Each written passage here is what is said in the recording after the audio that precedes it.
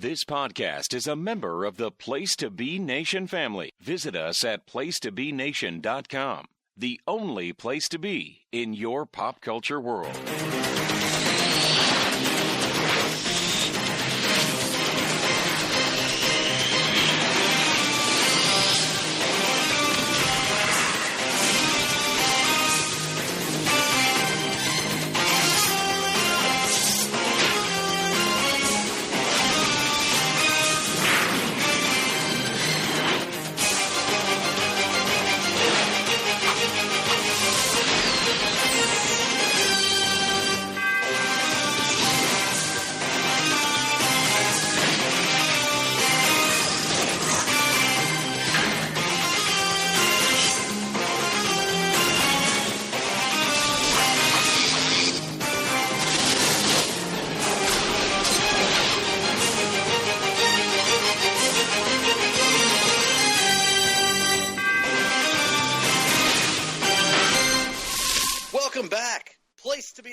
Listeners, to another edition of the Hard-Traveling Fanboys as we celebrate Wolverine Month here at Place to Be Nation Pop.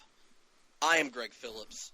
With me in our Vancouver, British Columbia, Canada studios, as always, you know him as the sinister minister, Nick Duke.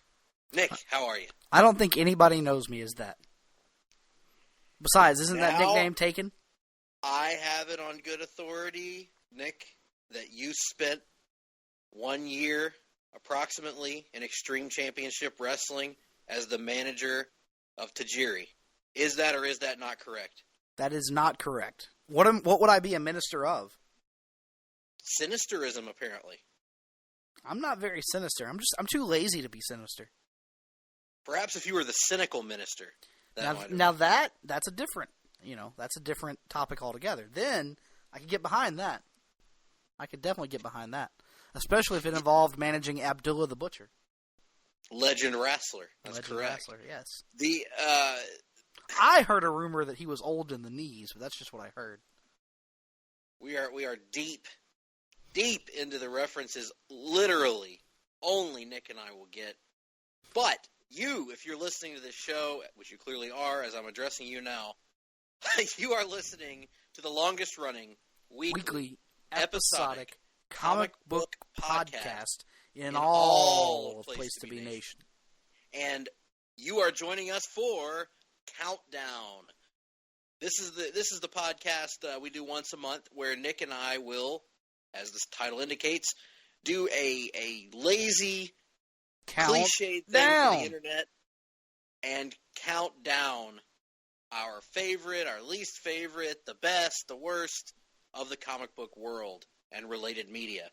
And since it is Wolverine Month here at the Hard-Traveling Studios, we have decided to count down our top 5 episodes of the iconic 1990s X-Men the Animated Series. This was the show that introduced a generation of kids to Wolverine, myself included largely. I had read some X-Men comics before then, but this was really where I dug into Wolverine, and he became my favorite character.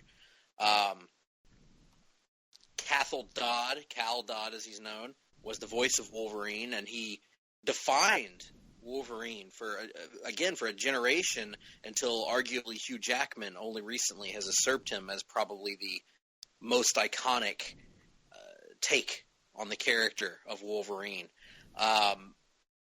Nick, what was your first exposure? We've been over this in prior podcasts, but people may not have heard. What was your first exposure to X-Men, the animated series? I remember when it first came on, I watched the very first episode. You're a little bit younger than me. What was your experience with X-Men? So I wasn't really aware that it was going on. I was kind of young when it started. I think I was only like 4 at the time. But I remember probably about a year or so into the run, maybe 2 years. I can't really remember.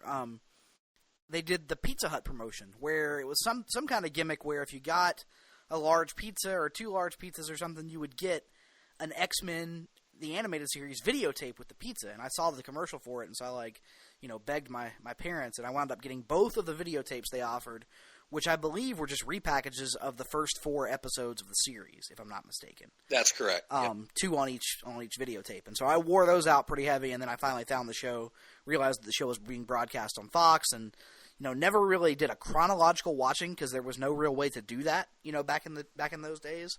But I did, start watching the show pretty regularly up through.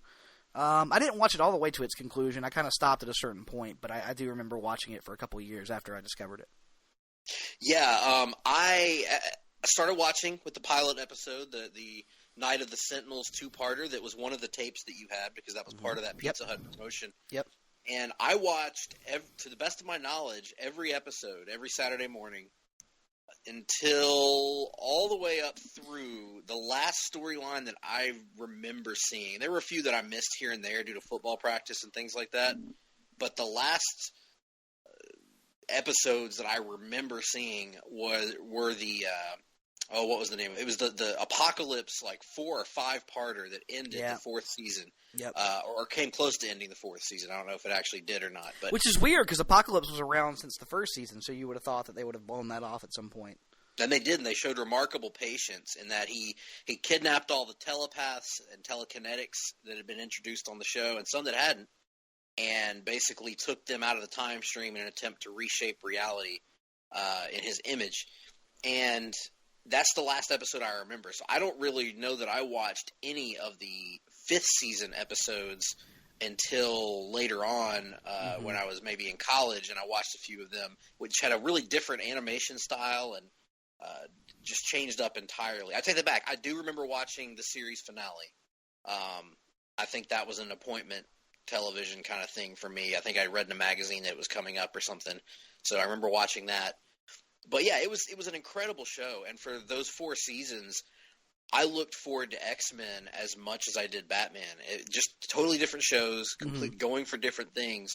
But I really looked forward every Saturday morning to see this show because it was the first cartoon that I'm aware of in America that ever really had continuity like that, where every episode truly bled into each subsequent episode. Everything that happened had some impact on something later on, and to see it tied together the way that the comic books were tied together, in some ways it was the closest to a comic book that a show had been to that point.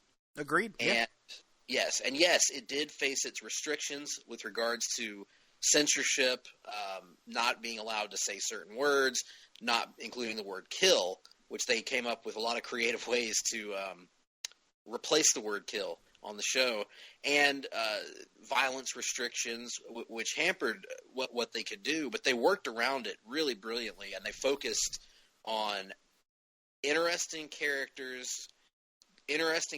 interactions, and really good plots, interesting plots that really made up for some of the difficulties in what they could do as far as the action scenes.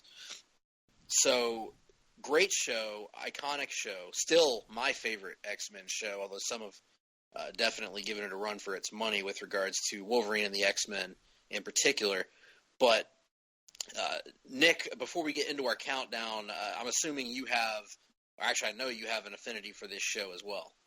Oh, yeah, totally. I mean, it was one that like I said, I really enjoyed as a kid. Now, granted, that kind of shows me our different experiences because I don't even remember ever watching the show on Saturday morning. By the time I was watching, they were re-airing in syndication on if you remember the Friday or the weekday afternoon after school block that was like Fox Kids or whatever, and they were taking them and kind of doing them daily at that point. So I remember watching that and Power Rangers and Batman and a bunch of other stuff that way.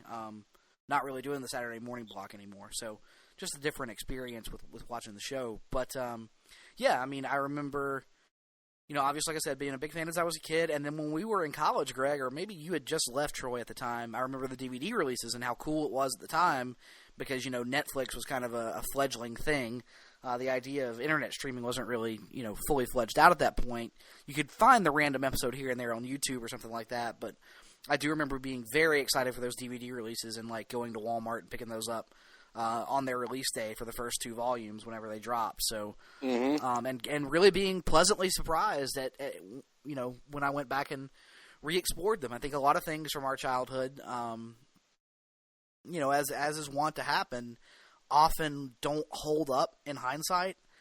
And going back and watching X-Men and rewatching a little bit in the last couple weeks to prepare for this podcast, it's almost been like I enjoyed X-Men on one level when I was a kid, and it's almost like there's this whole other level for it to be enjoyed because, I mean, we give a lot of credit to Batman the Animated Series, and deservedly so, for being a darker show than had ever really been attempted for children at that point. But rewatching some X-Men recently, it's amazing how much, I won't say dark, but like mature and adult-themed content, like heady stuff, intricate subplots, political, like, implications of things that they were able to fit into this show, and they didn't dumb it down for kids. I mean, obviously it wasn't like, debating in-depth, like, foreign policy or anything like that, but it was giving these kids, like, topical morality plays on a level that hadn't really been attempted before, and I was highly impressed by the episodes I have revisited in my later years. Yeah, I think that's one of the things that unifies the entries on my list, with maybe one or two exceptions. Is there's a lot of that. I tend to flock to the. I'll be honest. I only had a chance to rewatch 2 episodes before putting my list together. Finally, you only got me beat by, like, I think I watched maybe 10 or 12. I watched like the first 6 episodes a couple weeks ago, and then I watched like 5 or 6 more today before the podcast. So don't feel too bad. So I'm going off of memory, and in my memory, the episodes, with some exceptions, there are some of the just fun, crazy episodes that stand out that didn't make my list, like Mojo Vision and stuff like that. Mm-hmm. But for the most part, the ones that stand out the most are the ones that made me think when I was a kid, or the ones that kind of helped shape me and expose me to different thought processes and metaphors that I didn't realize even were metaphors at the time, right, that I can look back on now and understand. A lot of these episodes were just based on the great ideas that Chris Claremont and John Byrne had years earlier, and other creators as well. Absolutely. But Claremont being the unifying factor. So, and it's just such a great show. It really is, and it's just remarkable the things they were.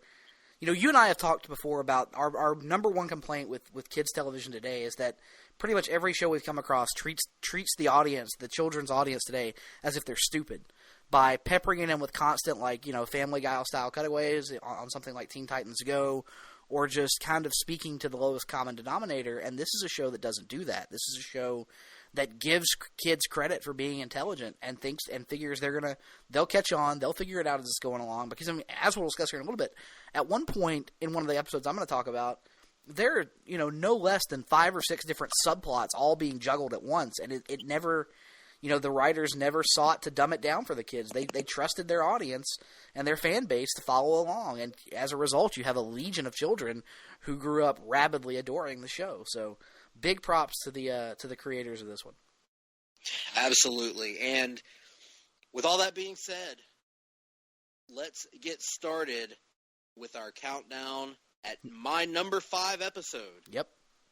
And actually, before we do this, we should mention that we are going by our own made-up rule that we've done in previous countdowns of Batman and Justice League episodes, mm-hmm. which is that we are counting multi-parters as one episode. That's right. Yes, it's a cheat, but that means we are counting 2-parters, 3, 4, and 5-parters as one episode if they have the same title. Yes. So if it specifically says Part 1, Part 2, Part 3, Part 4, etc.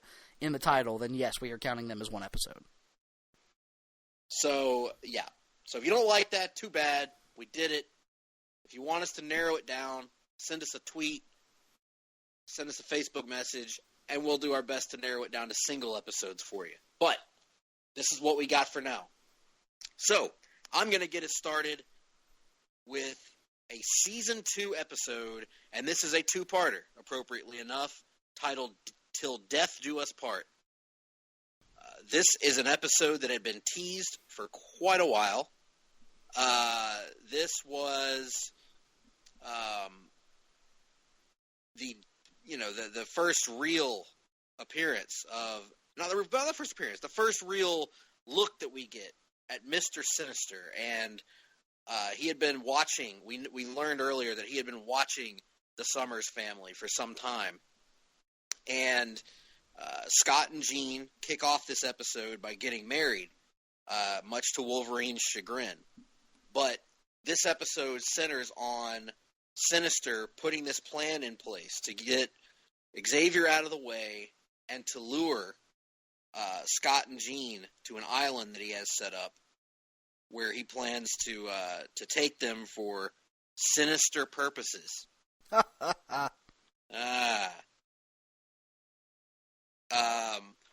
And in the first part, you don't actually see Sinister. You don't find out until the end that he's monitoring them. You get a little bit with Graydon Creed and the Friends of Humanity. You get the Scott and Jean wedding itself.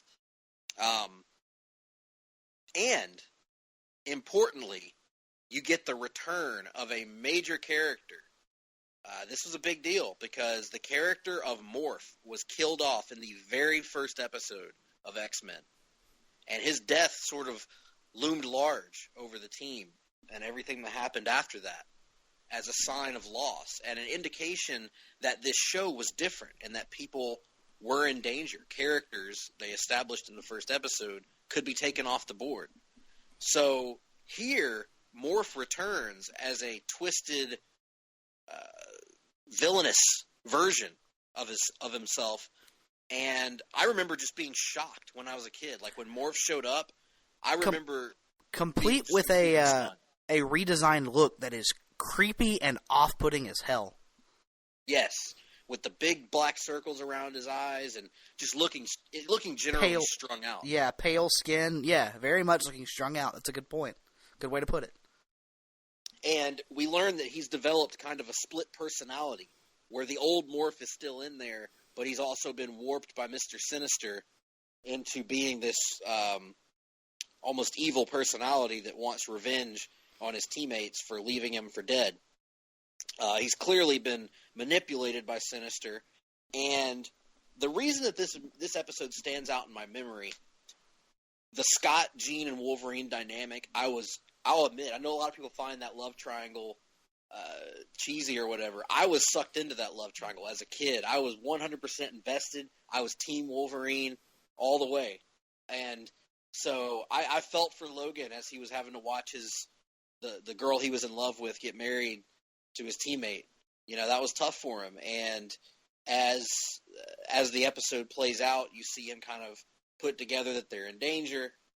And you get to see Sinister's henchmen, the Nasty Boys, of course referring to Jerry Saggs and Brian Knobs, get into a knockdown. And they take Wolverine to Pity City, of course. That's right. They get into a knockdown, drag-out fight with the X-Men. But in all seriousness, the fight between Sinister's Nasty Boys, which is a group of his mutates, I believe he calls them, against... Now, do his mutates have anything to do with the mutates that were under the employ of our old friend, the High Evolutionary? You know, I don't know. You would think that the High Evolutionary would have better mutates, but you know, he just is the based High on being Evolutionary. High Evolutionary. I think Sinister might be classified as a low to medium level evolutionary. I'm not 100% sure about that. Now, what about Counter Sinister? Does he play a role in this? Counter Sinister is not a factor in this story, no. But Counter Sinister is actually remarkably similar to Mr. Sinister, except that he has purple skin and a white suit. And yet, and Peter falls in love with him instantly upon meeting him. Absolutely. Peter Parker and Counter Mr. Sinister, or is it Mr. Counter Sinister? The world may never know. They fall in love and get married on Counter Earth, but that's neither here nor there. Sinister's Nasty Boys have a great fight with the X-Men, and that's the main reason that this made it over everything else. This was one of the best fights in the early seasons. You get to see Ruckus and who are these other characters? I've forgotten their names, but I remember one of them named Ruckus. But you get to see them go to battle with the X-Men. They all pair off. You get a great dynamic with Rogue and Gambit in the episode. There's a character named Gorgeous George, which I appreciate as a wrestling fan, who tries to take out Gambit and is later taken out by Rogue. it's just a great battle, and it creates this really creepy vibe to Mr. Sinister that he's basically been spying on Jean and Scott in all their private moments, wink, wink, for quite some time, and basically we still really don't know what he wants to do with them. He's grabbed them, he's got them tied up, he's going to use them for something, and is just morbidly obsessed with Scott Summers and the Summers family. And I just thought this was a great episode, and it stands out in my memory as having everything that I loved about the show.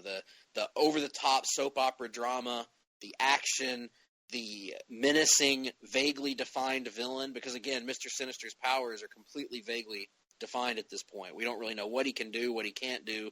We learn a little bit over the course of the episode. But yeah, really, really fun stuff. Yeah, I agree with everything you said, but for reasons that I don't want to, I don't want to tell tales out of school, I will largely keep silent for now. Oh. But all right, well, let's get to your number 5. Moving on to my number 5, and this is one I was able to rewatch here just today, and I mainly wanted to rewatch it because I remembered that it notably contained the debut of Lady Deathstrike, aka Yuriko, on this show, who has a romantic past with Wolverine, and I remember there being a lot of great emotional moments. What I did not remember, and the reason that I ultimately forced myself to put this on the list, is that it features the infamous scene where Xavier is rolling around at the beginning of the episode and randomly stops and clutches his head and screams, "Power! Incredible power!" and then proceeds to shriek like an 11-year-old girl.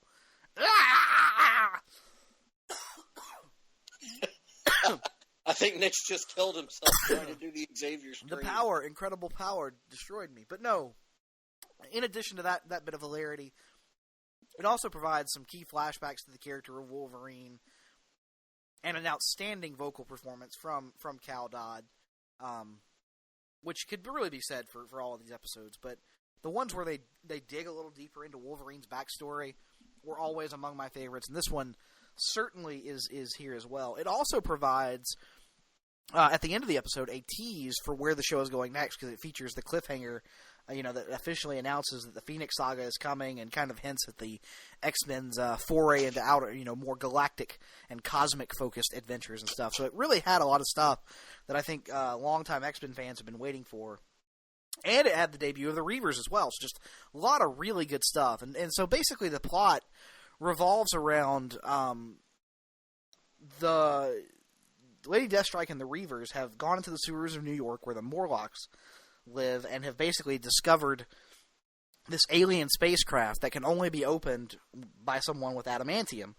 Deathstrike, can't open it because it's causing some sort of pain on her every time she touches it, but she knows Wolverine has a healing factor, and plus she wants to get revenge on him anyway for reasons that are revealed in the episode. And so they wind up kidnapping him, they wind up luring he and Jubilee and Gambit down into the sewers by having the Morlocks send a distress call. They show up, and then you kind of get this big emotional showdown between Yuriko and Wolverine. And Cal Dodd, for all the bluster and all the menace he put into his voice in a lot of these episodes, really nails the emotional impact here that this is having on Logan. And it's a 2-part episode that winds up forcing in this kind of alien creature known as a spirit hunter or something like that. And that aspect of the episode admittedly isn't the most interesting thing, but for that focus on that Deathstroke and Wolverine dynamic, and again the vocal performance from Cal Dodd, that's what puts this one on my list. Yes, this was a notable episode for me, both for the incredible power, of course. Also was on one of the X-Men VHSs that we used to rent in high school and college from Blockbuster. Our Blockbuster would have a few collected editions of the X-Men animated series, and this was one of them. This episode was on one of them. We would rent that and watch it, my friends and I, occasionally. And so this episode I remember very well. And it's interesting to me in hindsight how they pretty much combined Mariko Yashida and Yuriko Lady Deathstrike into one character. Right, which is an interesting take. I've never really seen that before, and so it kind of it stuck out to me. Yeah, it was, and it worked in the context of the episode and the context of the show, really, because I don't know that the show would have had a chance to really do the Japan saga properly, given their restrictions and given the nature of that story. Yeah, and they were so loaded down with love interest for Wolverine. You know, like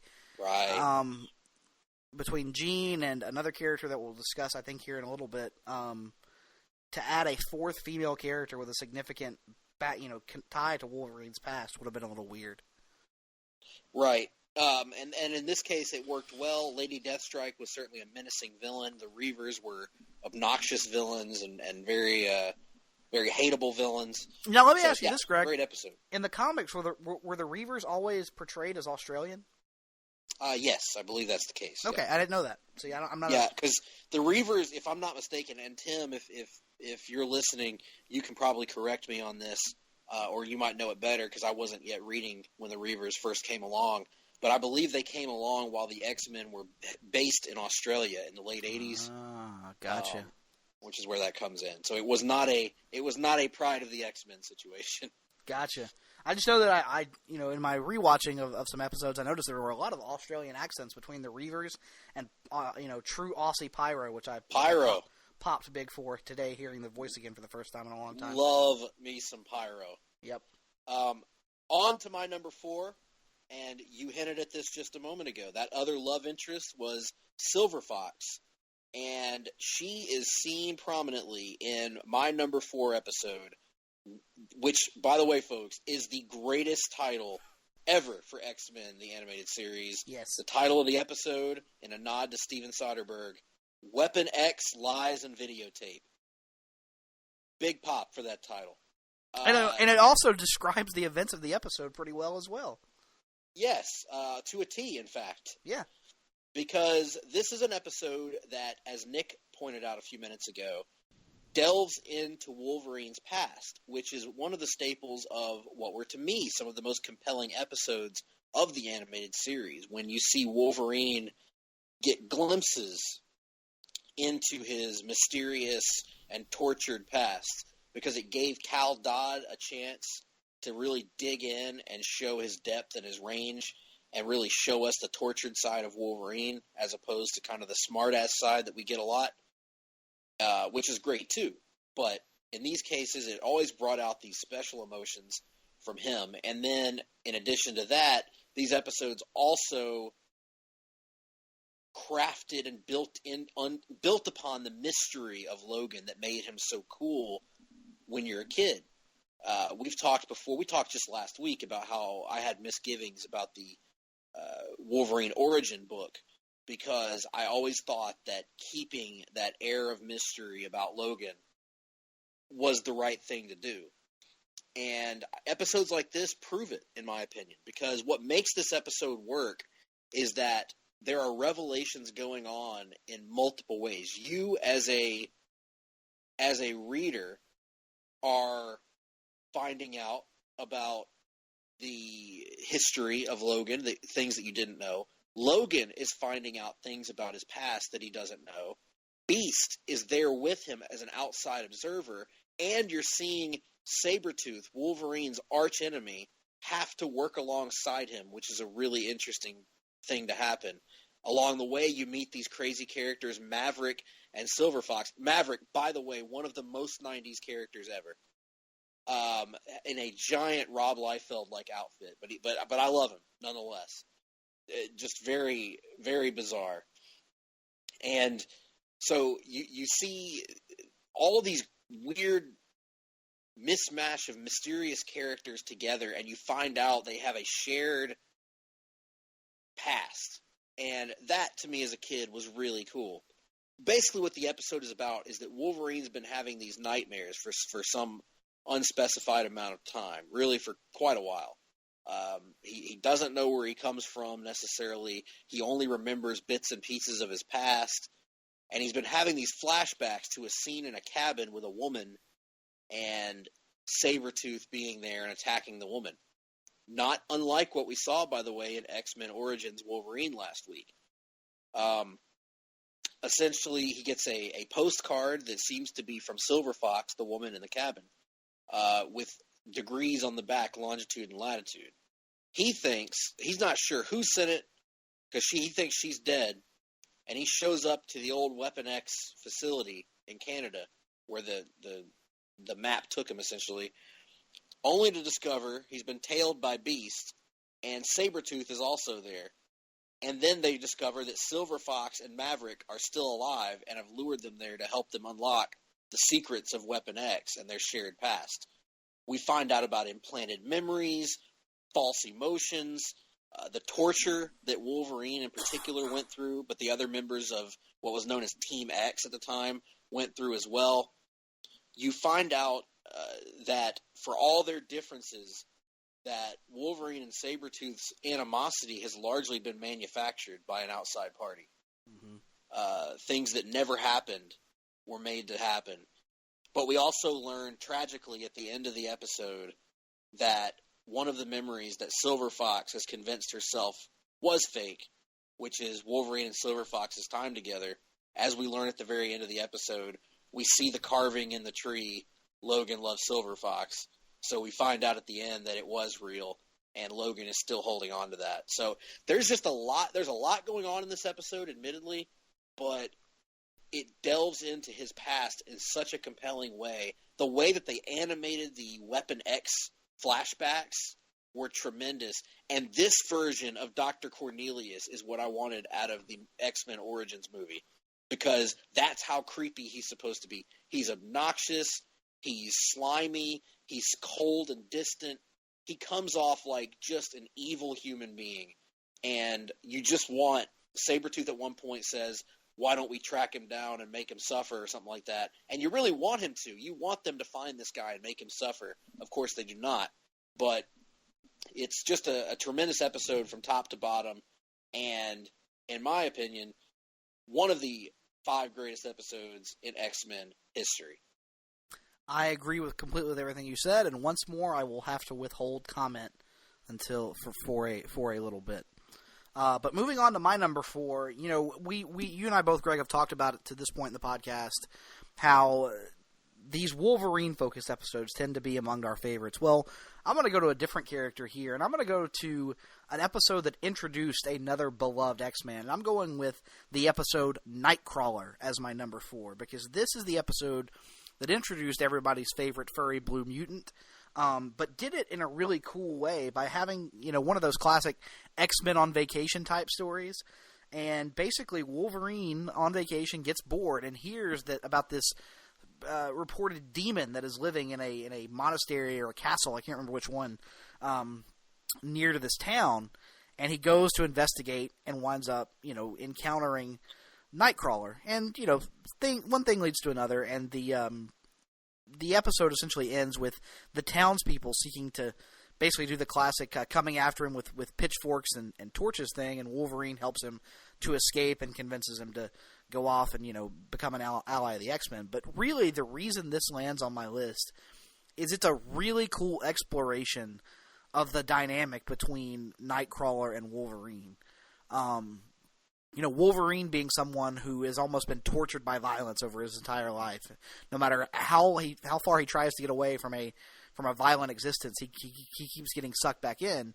And he finds somebody who is attempting to be nonviolent in Nightcrawler an interesting counterpoint. It's a way of life he can't really understand, and it forces Logan to question something that is certainly a mature topic. It forces Logan to question his faith and the role that faith plays in the world. And normally I'm not someone who advocates for religious-themed episodes or, faith-themed episodes, because I don't think that many writers can do them very subtly.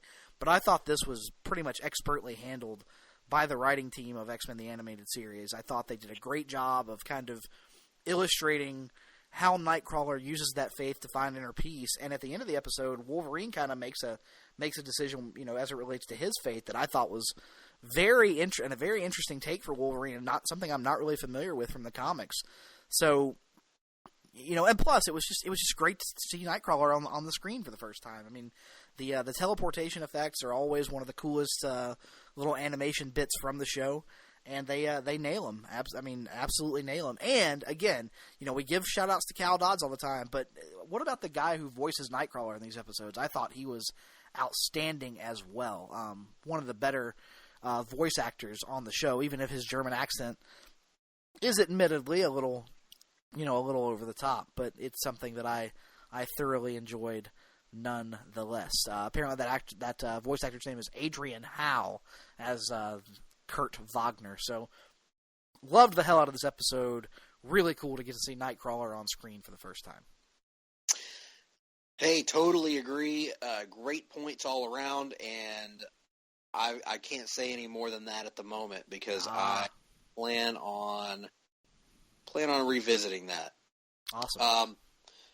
But let me move on to my number 3 episode, which oddly enough is much like Weapon X Lies and Videotape, is a season 4 episode, and it is actually the episode that directly follows Weapon X Lies and Videotape, at least in the production order that they have on Hulu, which is how I revisited this episode. It's a 2-parter about what would happen if someone went back in time and killed Professor Xavier, a storyline that we've seen play out in the comics before.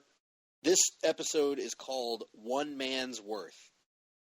And it's almost an It's a Wonderful Life type deal where, in some ways, that we've seen play out in the comics where the characters of, bear with me, people that are listening that have never read the X-Men, Fitzroy and Nimrod go back to the 1950s. I thought Nimrod was a Sentinel of some sort. Nimrod is a Sentinel, yes. Okay. Nimrod is an advanced Sentinel that is sent by Master Mold to accompany Fitzroy from the far. It's going to make you go cross-eyed, but X-Men the Animated Series specialized in time travel episodes, and it got increasingly confusing in the how it all tied together. But basically, in the future that Bishop is from, and his sister Shard, Master Mold, the lead Sentinel, has evolved intelligence to the point where he and the Sentinels control all life, basically, and have essentially almost eradicated mutant kind, but the mutants are still revolting. And so he sends Fitzroy, who's a mutant that is on his side, back with Nimrod to the 1950s to assassinate Charles Xavier, with the thought process that when that happens, the X-Men will never come to be and the mutants will fall easily. And it works. They send him back in time. They assassinate Xavier, and the X-Men, instead of coming to be the X-Men as we know them, are basically freedom fighters working with Magneto to try and overthrow the Sentinels and losing the battle, essentially, in the present day. So, to counteract this, our old friend Forge, friend of the podcast Forge, helps Bishop and Shard head back to what is present-day Westchester to go to the X-Mansion and see what things have changed. And there they encounter Wolverine and Storm, who are much different than the Wolverine and Storm that we know. They are freedom fighters working with Magneto. They are Wolverine's got a big 5 o'clock shadow going on, and he and Storm are lovers. Storm rocking the Mohawk look, I believe. And they're lovers, and they're fighting against these Sentinels, trying to survive, basically. Well, Bishop and Shard show up and explain the situation and basically recruit them to go back with them to help stop Nimrod and Fitzroy, Trevor Fitzroy, that is. And along the way, without giving away too much about the episode, in case you guys want to go check it out, it just shows you that without Charles Xavier, the whole dynamic changes. And it's a really good reminder of why Xavier is important, because I think we've kind of been conditioned by his characterization in the comics over the years that Xavier's almost become this villainous figure of sorts, this almost domineering... a jackass in every sense of the word. Jackass, yeah. And so overbearing and condescending in many ways, to where so convinced of his own correctness at all times. Like, no one can Right. ever have the moral high ground with Charles Xavier. Right, and it feels like the cartoon was, much like the movies, a glimpse back to the Charles Xavier, perhaps the way that Stan Lee envisioned him as the moral compass and leader of the X-Men. And when we meet Charles in college, because basically they go back to the 1950s when Charles Xavier's in college, and Bishop, Shard, and the alternate versions of Wolverine and Storm go back to try and save him from assassination, much like the Terminator. It's essentially the X-Men take on the Terminator, and it's really well done. There's this great, heartbreaking scene before they go back in time, after they've heard the story from Bishop and Shard, and Storm says, "Okay, we'll help you." Wolverine stops her, and she says, "No, because they've just been told by Bishop that if they go back in time and stop this from happening,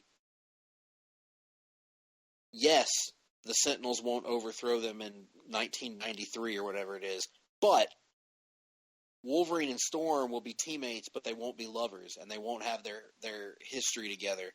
And Wolverine says, "I can't lose you. I can't lose what we have." And Storm says, "Logan, would you be willing to sacrifice the entire world just to save our love?"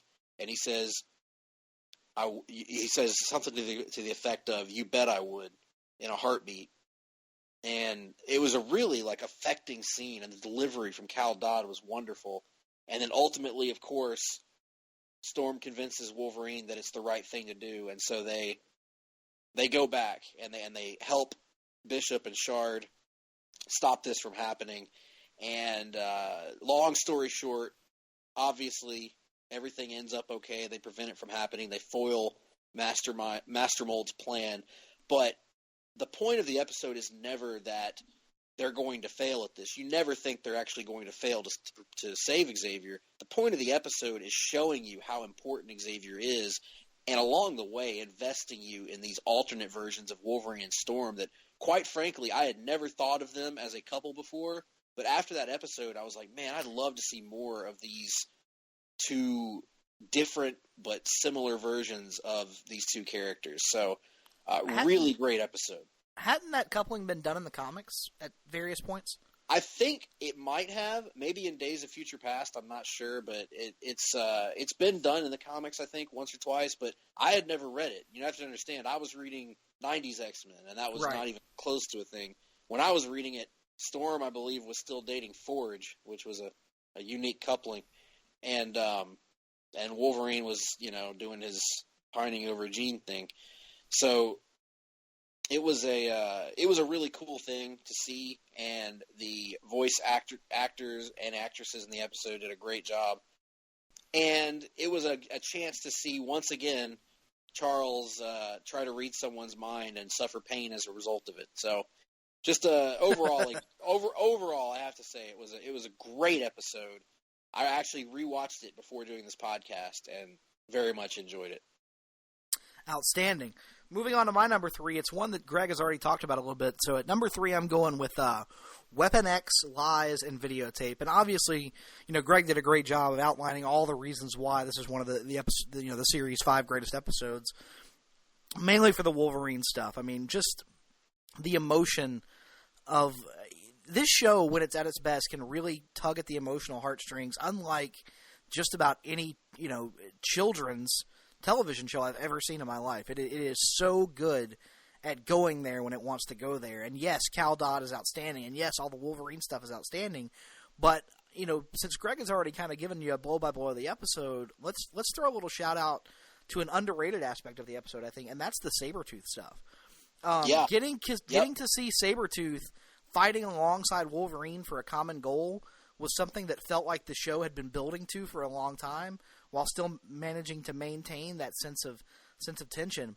And yes, while it's heartbreaking at the end when it's revealed that Logan's memory of his relationship with Silver Fox was real, what about what is revealed that potentially wasn't real for Sabretooth? In that it is hinted at in this episode that Sabretooth's overly aggressive nature and overly aggressive attitude, and basically the reason why he is who he is because of falsely implanted memories of of an abusive childhood that potentially never happened.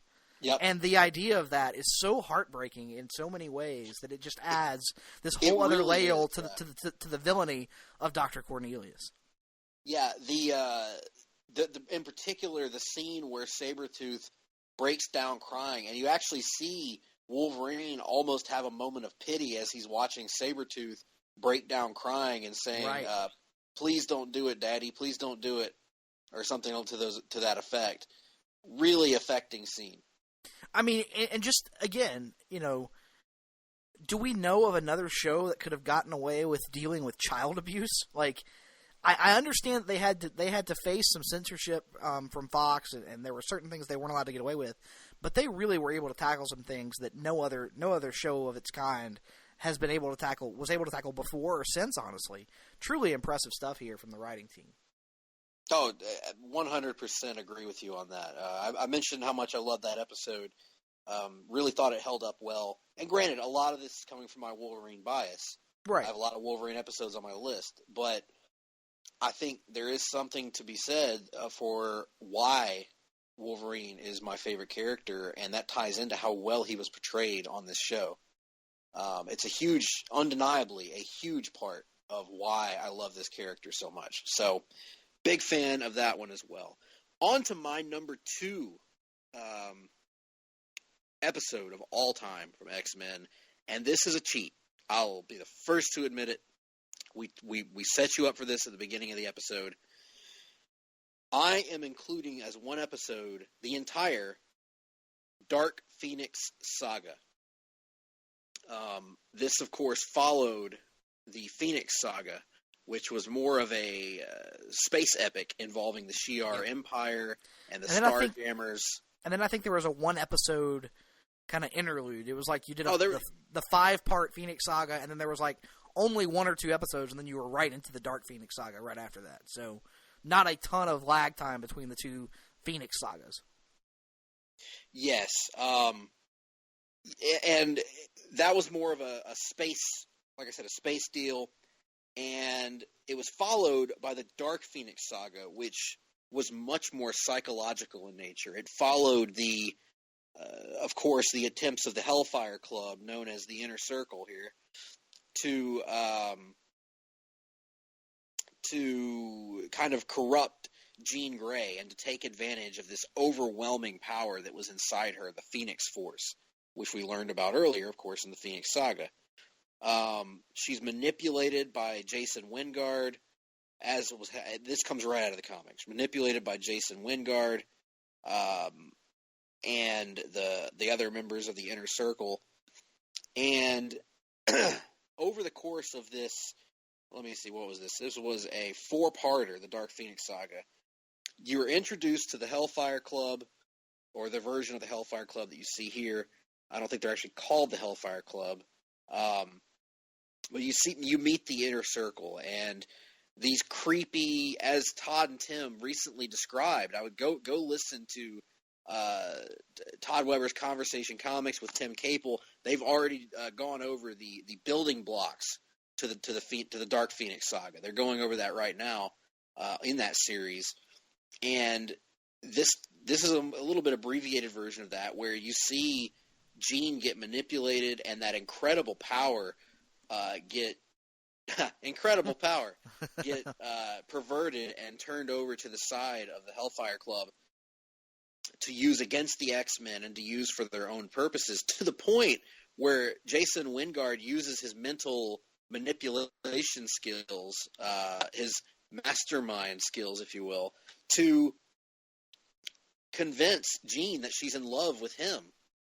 And actually she ends up falling in love with Jason Wyngarde, being positioned to be the new queen of the Hellfire Club, or the Inner Circle, much to Cyclops' chagrin, obviously. But the real reason that this makes my list is just how well it captured these iconic moments from the comics, because so much of this was lifted straight from the page. Primarily, I'm thinking about the knockdown, drag-out fight, I believe it was in episode 3, of this four-parter between the X-Men and the Hellfire Club that includes the iconic scene of Wolverine getting knocked down into the sewers, coming back up. Great usage of mutant powers as we see the Hellfire Club with their strange abilities. The guy that absorbs Cyclops' optic blasts and uses it for physical strength. You see these mutants doing battle in such a memorable fashion. And then, of course, there is the tragic ending with Jean losing control of herself. And, just a great, great episode, series of episodes, honestly, but I'll count it as one. I think it represents everything great about the show because you have the entire team involved, which some of our episodes we've mentioned to this point have not had the entire team involved. This had the entire team involved. This had an introduction to an iconic group of villains. This was the first time I'd ever encountered these villains when I was a kid, and they really introduced me to the concept of what I would later know to be the Hellfire Club perfectly. Wrapped up the loose threads from the Phoenix Saga and put end to my Schadenfreude self, if that's the way you pronounce that. It put Cyclops through the emotional ringer, so that was good for me as a kid. But no, in all seriousness, I think that this is the episode that I would show people if they want to know what the X-Men are all about as far as this show goes. I would show them the Dark Phoenix Saga, show them the variety that is possible here, where you can emphasize the team dynamic so well, and how they got you to invest in this storyline of can Jean break away from the Hellfire Club, and it doesn't end in the tidiest of manners either. So really enjoyed this one. I don't know if this one made your list, Nick, but I stand by it.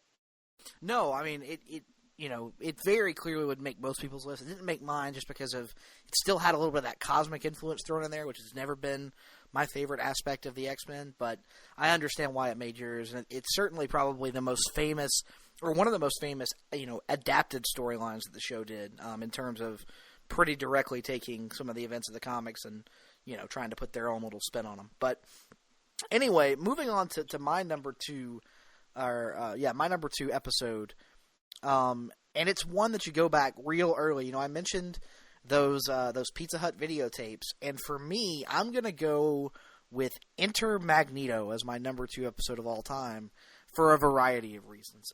As the title states, it's the introduction of Magneto to the show. Magneto, who is unquestionably the premier X-Men villain. It introduces him. You get the classic World War II backstory here in this episode.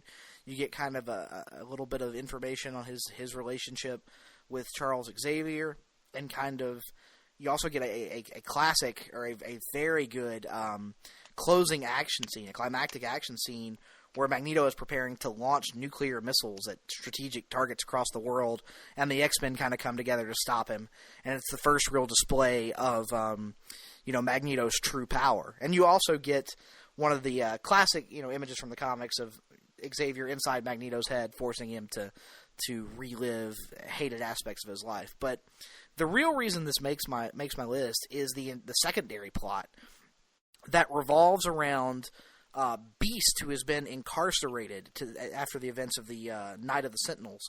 When the X-Men were trying to steal the mutant registry, or shut down the National Mutant Registry.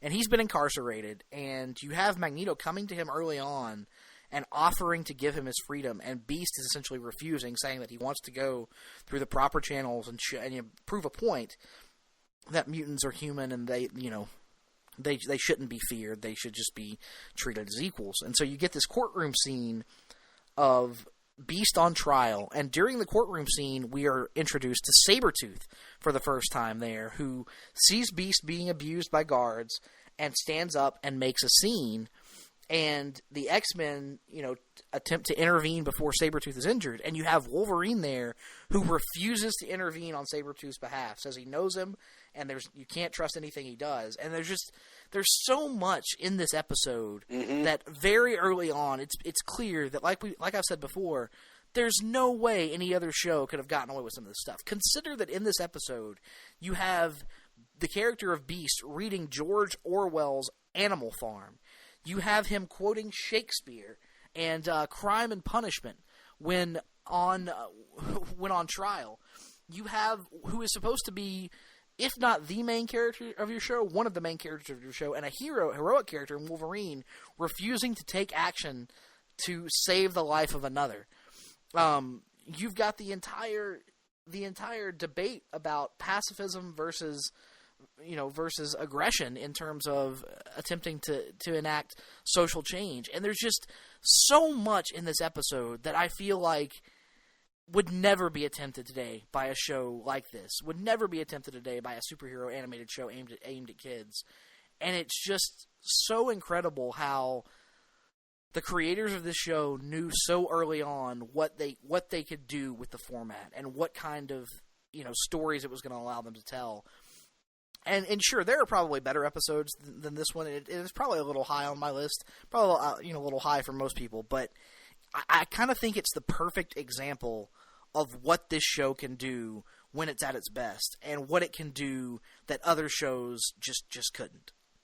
No, you bring up a lot of great points. I was going to say that is an awesome explanation for it, because you get to see that this show, that the X-Men are different. You see what makes them different from what maybe you'll see from Spider-Man or Batman or Spider-Man, Batman, or Superman would never take the action that Wolverine takes, which is inaction.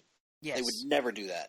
And it makes him different. And it makes Beast different, that he's willing to stay incarcerated because it's the right thing to do, and because he's intellectual. He's thinking 5 steps ahead of the game. And you see Magneto, who is a villain, but who has a reason for his villainy, which is not like the Joker on Batman, who was cackling and, just wanted to cause trouble, basically. Magneto's not doing this to cause trouble. Magneto's doing this because he feels like he's in the right. You're instantly establishing that the X-Men is almost the ultimate human study, even though it's about mutants, because it's about how things aren't as black and white as we would always like them to be. And exploring that in the concept of a superhero show is really interesting. Absolutely. And, again, Cal Dodd is outstanding, but I would say, for my money anyway, when I'm reading an X-Men comic to this day, of course I hear Cal Dodd as Wolverine, but the other voice from this series that has never really been surpassed, in my opinion, is the voice actor George Buza as the voice of Beast, a.k.a. Hank McCoy. I still hear this version of Beast every time I read anything that has Beast in it, even if it's Cat Beast. There is something about, this particular vocal portrayal of Hank McCoy that just works for me. And even Kelsey Grammer, who I would have thought would have been the perfect live-action version of that, to me it still couldn't hold up to what this guy was able to do with the character. Just an outstanding vocal performance throughout the entire series from George Buza. Completely agreed. He was outstanding. I would also throw in the voice actor for Gambit. I don't know his name. I would also throw in the voice actress for Rogue and for Storm. And I would also throw in whoever did the voice of Apocalypse, because I still hear that booming, melodramatic voice every time I read Apocalypse. Just wanted to give some shouts out to some of the iconic voice actors on this show. But let's move on to my number one, and Nick's already described the episode for you. My number one, for very personal reasons, is Nightcrawler. This is the episode that stands out the most in my mind. It's the one that I remember affecting me the most. It's an episode that made me think, an episode that exposed bigotry to me, an episode that made me think about my own faith for maybe the first time in my life, to really sit down and think about it in a different way. I'm not going to get all spiritual mumbo jumbo on you guys with all this stuff, but for someone who came from a religious household, and I do consider myself to be religious in my own way, it was really cool to see it tackled in a thoughtful way, in a way that wasn't condescending in a way that didn't make it an easy solution for anybody involved. We see a character in Kurt Wagner, Nightcrawler, that in many ways, much like his comic book counterpart, is the most likable of the X-Men that we've encountered on the show to this point. He's a character who you just cannot help but like, because in the face of overwhelming prejudice, being more visually susceptible to prejudice than any of the others, even Beast, because Beast just looks like a wild animal. Nightcrawler literally looks like a demon. And he has to face the worst in humanity, and yet he still sees the best in humanity. And is a pacifist, and has this unbreakable will that, much to my surprise as a kid, and much to the character himself surprise, ends up wearing off on Wolverine and his cynicism. That is so inspirational. Even today, I rewatched this episode maybe 3 or 4 years ago, and it had the same impact on me to see this grizzled, cynical Wolverine at the end of the episode on his knees asking for forgiveness, you know? Like, it was extremely powerful. A great exploration of something that doesn't, and understandably doesn't, get explored a lot in superhero fiction, and when it does, often isn't done well, one way or the other. So I love the episode for that. On top of that, you mentioned also, Nick, getting to see Nightcrawler in action. The teleportation power was something we hadn't really seen. The unique agility, the wit, the German accent, all of it was great. And seeing an episode that and the X-Men was always wonderful about this. I say wonderful, I don't mean that these characters were wonderful. I mean it that X-Men was always brave enough, the creators were brave enough to present the worst in humanity, if that makes sense. To present people that would hate someone for no reason other than the fact that they don't have the same skin color, that they look different. And that's actually something I forgot to mention about one of the other episodes on my list, the number 3 episode, One Man's Worth. There's actually a great scene in a diner in the 1950s when Bishop, Wolverine, Storm, and Shard meet with Xavier at this 50s diner, and they get kicked out, not because they're mutants, but because Storm and Bishop and Shard are black. And they actually call attention to that fact, and Storm says, "Skin-based prejudice? This is ridiculous." And the guy says, "We don't take you kind around here. You must be some sort of genetic abomination," or something like that. And he's not referring to their mutant abilities. And you also see a similar thing in Nightcrawler where these people hate Kurt, not because of who he is, but because of what he is, because of what he looks like. It's heady stuff for a kid. I think I was 12. No, not even 12. I think I was 11 when this episode came out, maybe even 10. And it's heady stuff for a 10-year-old to see on a cartoon. So for my money, it doesn't get any more impactful than this. I acknowledge there were more action-packed episodes. I acknowledge there were probably more comic book accurate episodes. But this, to me, is the most powerful of the episodes. I agree, which is why it certainly found a place on my list. And then wrapping it up at number 1, I said earlier that I would talk about this one in a bit, and my number 1 episode of all time is the 2-parter Till Death Do Us Part. This is really, Greg, you talked about the fact that really every episode led into the next, and every action had consequences, and every little storyline led somewhere. There was no wasted motion in terms of plot movement, and this 2-parter really felt like the culmination of a lot of things that had come before. You had the Jean and Scott wedding. You had the return of Morph, which was emotionally devastating, especially for our favorite character Wolverine, who, when that is revealed, you can see how it is deeply affecting him.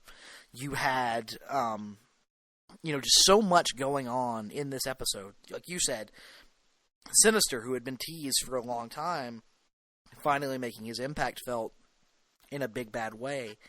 And it just felt like every character had something going on in this episode that yet all managed to tie together in a cohesive way. Something that I really haven't seen it attempted on this level.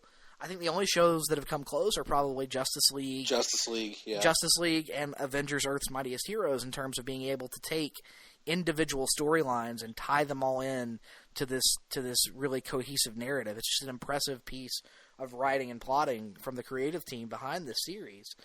But whether it's Gambit and Rogue continuing to play up their sexual tension, quite frankly, or it's don't you know Gambit loves you, Chef.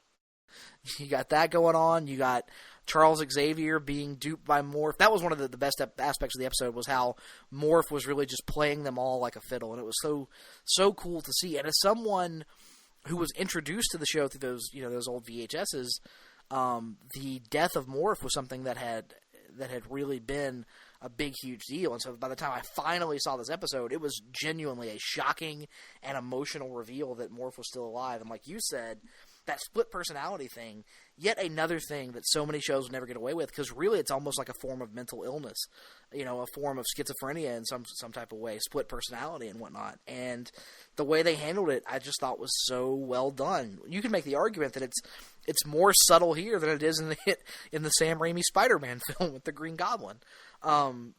This is just an outstanding example of how this creative team was able to juggle so many things at one time. And, most notably, it actually makes me care about the character of Cyclops, which is something that is very difficult to do in most X-Men related media. And like you said, the way they continue to play up the Wolverine, Cyclops, and Jean love triangle, I thought the opening scene where Wolverine is refusing to attend the wedding not because he's being a douche, but because he's genuinely heartbroken, and he's letting that heartbreak out through aggression in the Danger Room.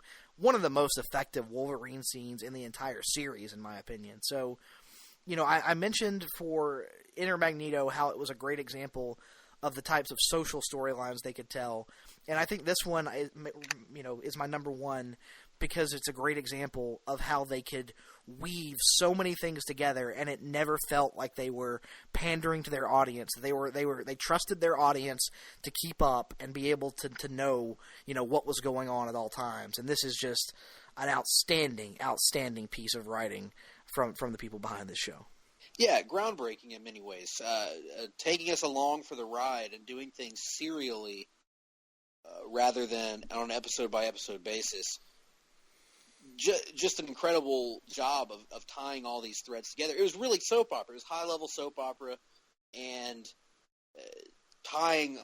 weaving these character threads and interactions together, showing how different characters would react in a fight scenario, because we've seen situations where Wolverine's the only one that can hurt Proteus, but we've seen situations where Wolverine can't really do anything to Mr. Sinister, but Cyclops' blast is mortally damaging to Sinister.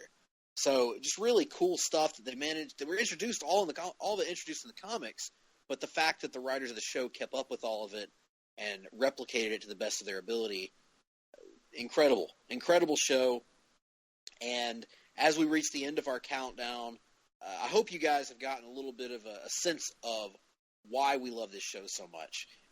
We probably didn't do the best job necessarily, especially me, of explaining why we love these episodes so much, but a lot of it is just a feeling that you get when you watch it, or an emotion that you have when you're a kid that you hold on to all these years later. And I guess to wrap it up, we'll remind you of what our lists were. At number 5, I had Till Death Do Us Part.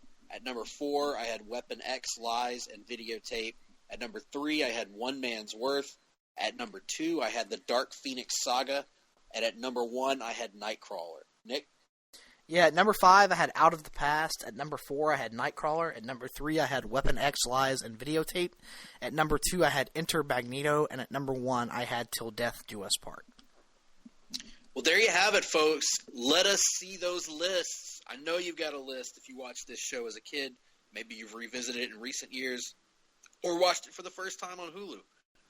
But send us those lists. Tweet them to us. Go to the Place to Be Nation Comics Facebook page. We'll have a post up to solicit your lists, and let us know what your favorite episodes of X-Men the Animated Series are. Whatever criteria you want to use, the funniest, the best action, the best drama, the ones that just stood out the most to you when you were a kid, the ones that hold up the best, whatever you want it to be. We look forward to hearing from you, to getting those lists. Tweet us at gphillips8652, at nickduke87, and the Facebook page, of course, is Place to Be Nation Comics. Let us see those lists, folks.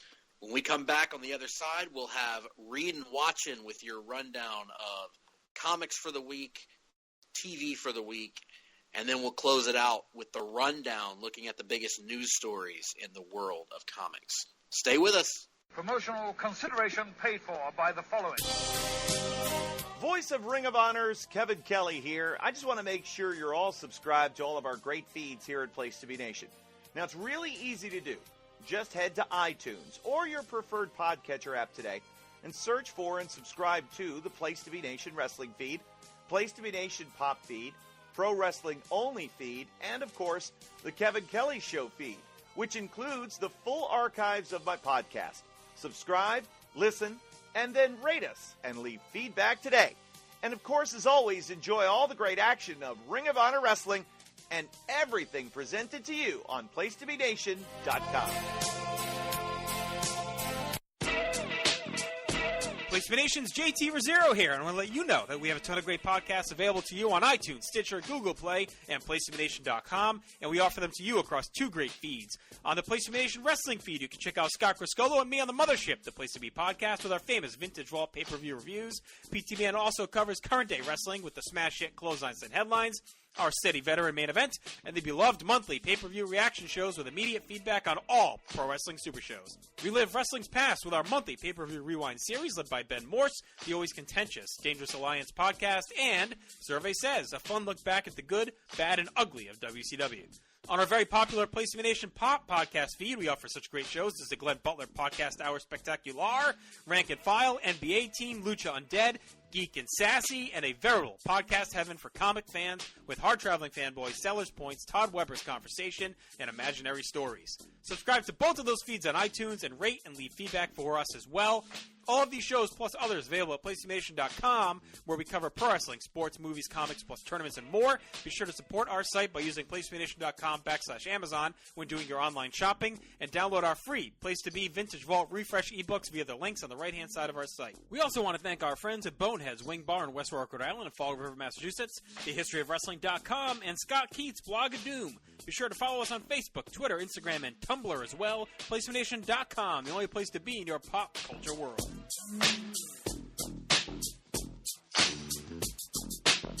The PWO PTBN feed has changed its name. Now it will be known simply as Pro Wrestling Only, so it should be easier to find and indeed to say. All of your favourite shows are still here, including Where the Big Boys Play, Letters from Kayfabe, Titans of Wrestling, Tag Teams Back Again, This Week in Wrestling, and many, many more, including our full archives of tremendous content. So make sure you subscribe to the Pro Wrestling Only feed today.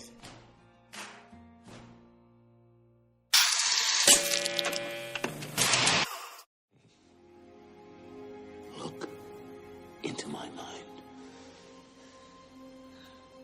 Look for your future. That's it. That's it.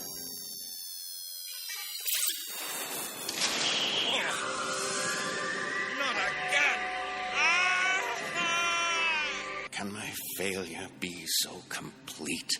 That's twice I failed. It's my fault. I have summoned the X-Men into a trap. I shut the defensive perimeter down for the wedding. You underestimate my feelings for you.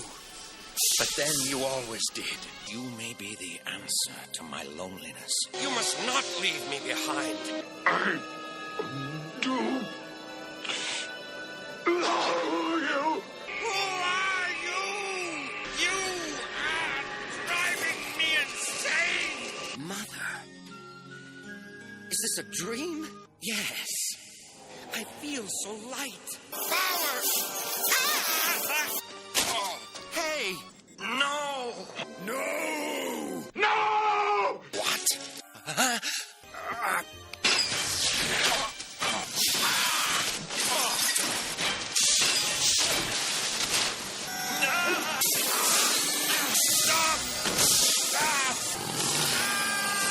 Professor!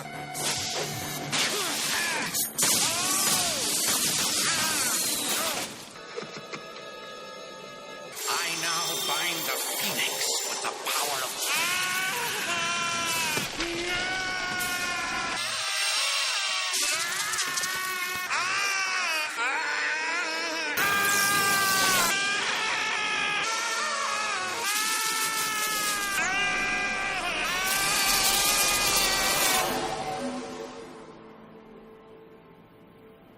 Find what you were looking for.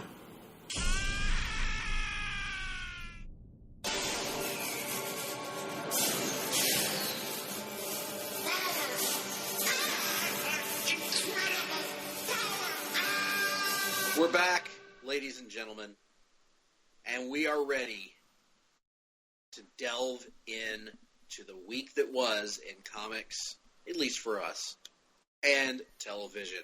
So that means it's time for... Read on and watch out. What you been reading and watching? What you been reading and watching?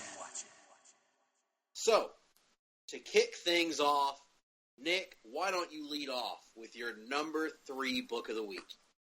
Sure. So my number 3 book of the week, I have Green Arrow number 19. This is the second part of the Return of Roy Harper storyline. This continues to redefine the origins of the Roy Harper and Oliver Queen relationship for the Rebirth era. It's kind of added some subtlety back into the mix in terms of what exactly led to their partnership coming together and what led to it falling apart. And it really illustrates how both of them were just so emotionally immature and unstable in the early days of their partnership, and it was a relationship that was almost doomed to fail, given the people who they were then. But it also shows how they've both matured since then, and how it's possible the partnership now could really work to the benefit of both individuals and really be something that makes them stronger and makes them better people coming out the other side.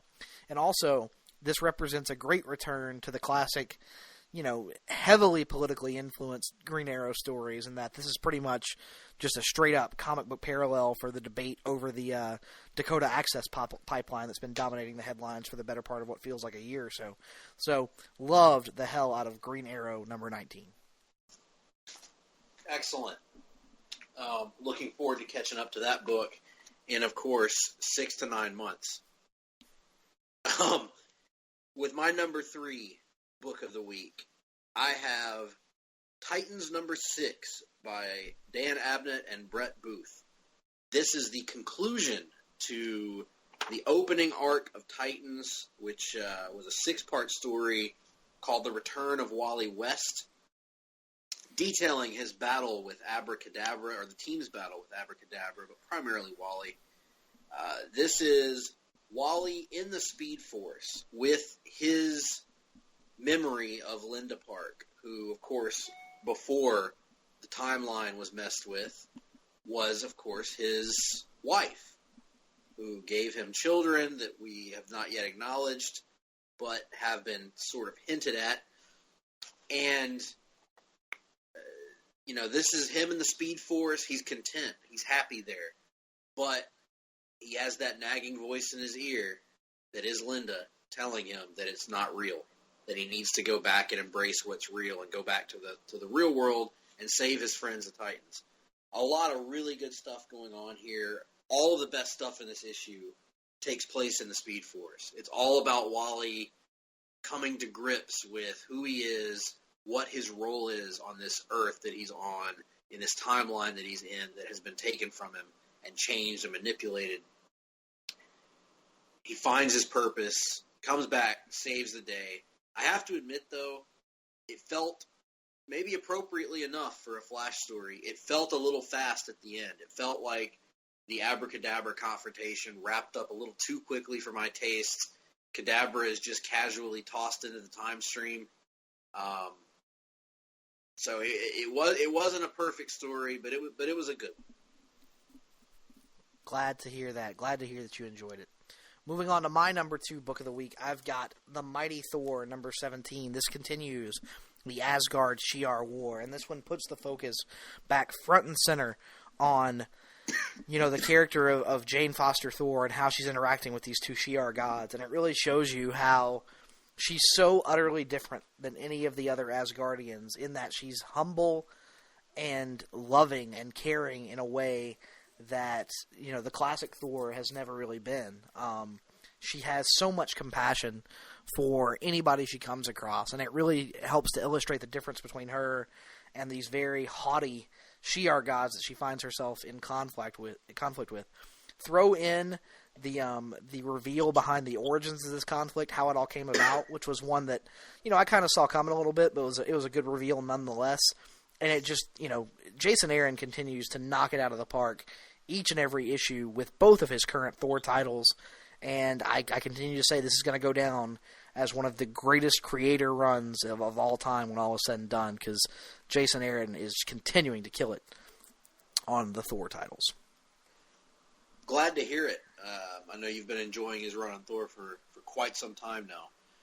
But my number 2 book of the time period that I've read is Deathstroke number 8 by Christopher Priest, Larry Hama, and that artist whose name I always forget, Carlo Pagulayan.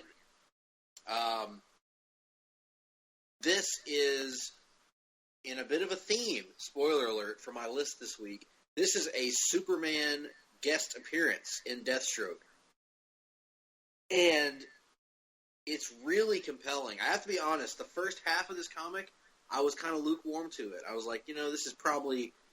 And it probably is one of the weaker issues of Deathstroke, all things considered. But being a weak issue of Deathstroke at this point is like being a weak issue of Greg Rucka's Wonder Woman, in that it's still better than just about any other comic on the market. It's really intriguing as Slade puts Superman in a bit of a moral quandary. And seeing how Clark tries to deal with that is really compelling. And I was worried that it was going to make Clark into an idiot. But then by the end of the issue, you realize that Clark was actually playing Slade the entire time and not the other way around. Really compelling, very interesting, great action, great drama, and again, a wonderful use of Superman that actually ties into a little bit of what Dan Abnett was doing with Superman over in Aquaman. So, number 2 book of the week, but not because it didn't deserve number 1 status. Most weeks this probably would have been good enough for number 1, but there was one a little bit better that I read this week. Gotcha. Well, my number 1 book of the week is All-Star Batman number 8. This is a book that, like I've been saying, this Ends of the Earth storyline has really just taken this title to a whole other level. This issue focuses on Batman tracking down the Mad Hatter and having an interaction with him. And what's really cool about this one is it presents the idea that, Batman has felt the effects of the Mad Hatter's control before, but the Mad Hatter here is trying to convince Batman that the cowl is really, and his entire existence as Batman is a manifestation of an early meeting between Bruce Wayne and Jervis Tetch, in which Tetch was pitching his technology, and that Bruce Wayne is the reality and Batman is the myth. And so you get this exploration of Batman and Bruce talking to each other as two separate individuals, and Bruce trying to rationalize what exactly is going on, what's real, and how he should handle it. And the way Snyder writes it, the way the book is laid out, the way the book is drawn, it's just mind-blowingly good. It's amazing how trippy this book is at times, and really, I would say, is one of the better Mad Hatter stories I've ever read, which doesn't cover a ton of ground, but it really adds this whole other level of menace and intellect to the character in a way that, typically he's just portrayed as either sniveling or somebody who wants to cornhole the Joker. So this has been, just a great way of kind of reinventing that character a little bit. I can't wait for you to read it. This is among the best things that Snyder has done with the character. Looking forward to that. Very much looking forward to it. Snyder has had a way of putting a unique spin on some of Batman's traditional rogue gallery, so that should be a good one, no doubt. My number one book of the time period is Titans number 7 by Dan Abnett and, importantly, Lee Weeks on art and not the usual Titans artist Brett Booth. I am a big fan of Lee Weeks in general, but especially Lee Weeks when he draws Superman. And this, as I hinted at earlier, is another Superman guest appearance, and it is excellent. It's Wally West and the Rebirth Superman, who, of course, we know is the Superman of the pre-Flashpoint DC universe, who is the only character to this point who remembers Wally West as he was, knows Wally, knows Wally's backstory, knows Linda. And so it gives Wally, for the first time, a chance to really talk with somebody who gets it. And they explicitly say that in the story, that Superman gets it, and he's someone that Wally can talk to. Because, yes, while Superman is a man on a different world than he's used to, he's still got the people he loves. He's got Lois, and he's got John. Wally doesn't have anybody. He doesn't have Linda, and he doesn't even know that he had kids before. So there's just this something missing from his life, and Superman gets it. Just tremendous issue. I can't say much more about it, but it was excellent. I would say it's probably my favorite issue of Titans to this point. Outstanding to hear. Moving on to our bottom books of the week, you just mentioned Superman, and I got to mention Superman here because I'm going with Superman number 19 as my bottom book of the week. This is part 3 of the Superman Reborn storyline. And I don't really want to say too much here about, this book, because I know you're very much looking forward to reading it, and you don't really want to have too many things spoiled for you.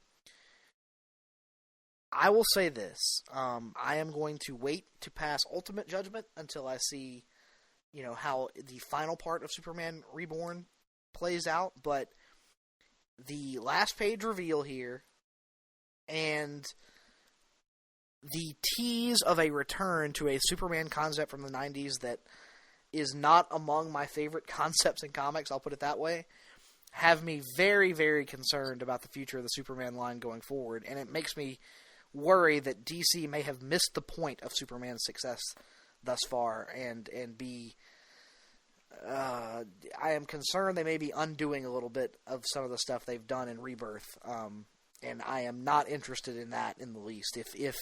If we start to take steps backward in terms of this version of the character, then I'm probably going to be dropping the Superman line, because that's not, what they're teasing here is not why I'm reading the Superman line. I'll put it that way. Very, very concerning, and I have similar concerns, I think. We'll see where it all goes. I don't have any other books, Nick. I didn't read any more books. I just read 3 this week. So carry on with your quick hits. Oh, awesome. I got Batman number 19, continues to move forward the I Am Bane storyline, and it has Bane having a little mini showdown with each individual member of the Rogues Gallery, or each of the notable members anyway, in a pretty cool little book. Super Sons number 2, I thought this was a big improvement from Super Sons number 1. Enjoyed the interplay between Damian and John one hell of a lot. Batwoman number 1, already the art from Steve Epting makes this one of the most beautiful damn books on the stands, and big pop for seeing Julia Pennyworth back in action. Green Lanterns 19, putting the Rebirth spin on the character of Dr. Polaris in a truly intriguing fashion that I thoroughly enjoyed, and also providing some more personal drama for Simon Baz to go through. Aquaman 19, providing the return of the villain known as Deadwater, which I thoroughly loved, and quickly killing off the characters of the Aquamarines, or some of them anyway, who I thought were cheesy, dumb characters from the previous storyline, so glad to see that. Trinity number 7, this one is a fill-in issue written by Cullen Bunn, and, in true Cullen Bunn fashion, he used that opportunity to do a Dark Trinity storyline, a Dark Trinity of Ra's al Ghul, Lex Luthor, and Circe, the Wonder Woman villain, and kind of looking at this what seems to be this destiny that they all three share, and exactly what that can be. And it's really cool to see how their interplay together, and how they each think about their respective nemesis. That's an interesting thing. I don't know that I've seen Lex and Raish really interact that much.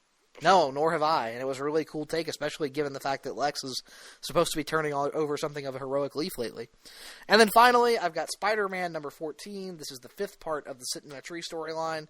Probably the weakest issue of this storyline thus far, but still serviceable enough, and ready to see how this one wraps up in the next issue of Spider-Gwen.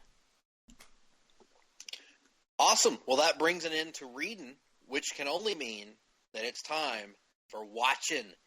What we've been watching? Well, as is often the case, we've been watching the CW DC Universe shows. And there was no Supergirl last week for unexplained reasons. So let's get started on Tuesday night with The Flash. And The Flash brought us to a place we've been before, but a place that's always interesting to go, a place where everybody knows your name. No, not the local bar. It's the Speed Force. Because Barry goes into the Speed Force to attempt to retrieve Wally, who we found out in the last episode was trapped there by Savitar. Along the way, he meets manifestations of characters who have come and gone from the show.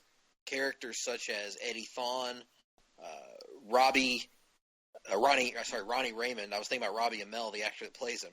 Ronnie Raymond. Ronnie, of course. Ronnie. Who else did he encounter in the Speed Force? Eddie Thawne, Ronnie, yep. Snart. Leonard Snart, Captain Cold.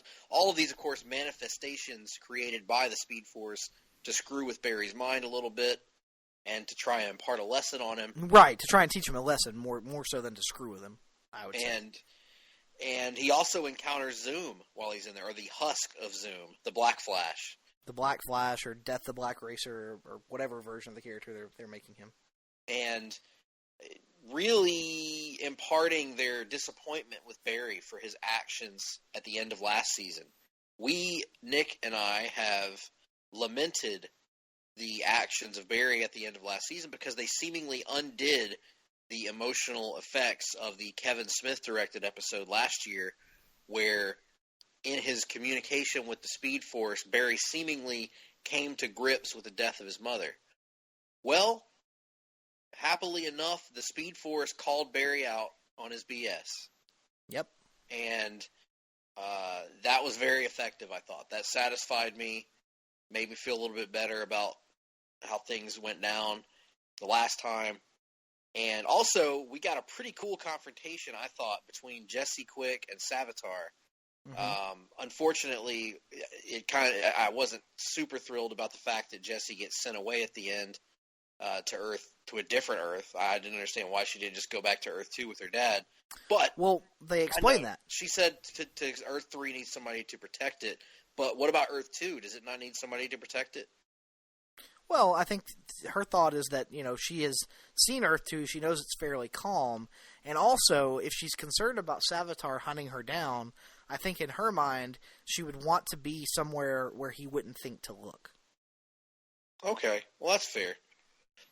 Because, she makes reference to the fact that part of the reason she's leaving is that Savitar said he had specific plans for her, and so she wants to make sure, I think she's as far away from Wally to help to ensure that Wally and Barry don't come under, any additional danger as a result of her being there. Right, and I guess I get that. I still think that having 3 speedsters to oppose Savitar makes more sense than just 2, but that's just my opinion. But I didn't have as much of an issue with that as I had with the end of this episode, where I know, Nick, that you said that we talked off air about this, and you said you bought the explanation. Well, I bought it in terms of the context of the episode. I don't think it was I don't like that the writers chose to go there. I don't like that this is the route the show is going. But I thought, to me, there is enough of a link between the events that happen in the Speed Force and the decision that Barry makes to justify it in terms of motivation. If he does what you suggested, because basically Barry splits it off with Iris, And Nick's thought is that Barry, it's the step one of Barry slowly pushing everyone away. Right, because the lesson, last year when he went into the Speed Force, the lesson that the Speed Force was attempting to teach him was that he needed to come to grips with his mother's death. And as long as he was still fixated on that, he couldn't really move forward as a person or as a Flash. And he was able to do that. This year, the Speed Force is refusing to release Wally because it is basically saying to Barry that, Barry, your consequences have actions. You or went your back actions in time. even have consequences. Yeah, you know what I mean. Actions have consequences. Sorry. You went back in time and created Flashpoint. You are directly responsible for Wally getting his powers. You were the one who chose to put the burden of saving Iris off onto Wally and directly led to him being here. You have to learn that some things are your responsibility. And I think the entire thing, lesson it was attempting to teach him was about consequences and about responsibility. And I think that Barry has learned that lesson to a certain extent, but I think that in an attempt to overcorrect from not really truly learning the lesson last year, he is going to take the lesson the Speed Force taught him and apply it in the wrong way. He's going to apply it by thinking that everything is his responsibility, that he is solely responsible for everyone and everything, and I think this is the first step in him slowly pushing everyone away. You've already heard him make the unilateral announcement that Wally is off the board for the time being, even though Wally never says that to the team. Barry makes that announcement. I'm not saying Wally's not okay with it, but I think Barry is somebody, I think, in my head anyway, Barry is pushing that. I think Barry is pushing Iris away. It would not surprise me in the coming weeks to see Barry push Joe away, to push the team away. I think you're going to see a Barry that is increasingly isolated and that is increasingly taking too much of the responsibility and too much of the blame for everything onto his shoulders. And as a result of that, I think that's why he made that choice with Iris at the end. Again, I don't love it. I think there were other ways to go about it without doing that, but I can understand it from a motivational standpoint. I agree. Hey, you make a great case. You make an absolutely great case. My counter to that is I feel like we've seen this theme play out over and over and over and over again on The Flash and on Arrow, where the hero takes on. When we see him, it seems like they go through cycles of bring people in, push people away, bring people in, push people away. And I agree with that, but the counter to that would be, so Barry is always, conflicted with himself. Should I be trusting others or kind of taking this on myself? And he feels like he was basically just directly told by for all intents and purposes, a seemingly omnipotent force that he needs to take responsibility. They have removed the choice and the conflict for him. To him, he feels like I have been directly told to do this from on high, essentially. Right. So let's be pragmatic about it, though. Let's be practical about it.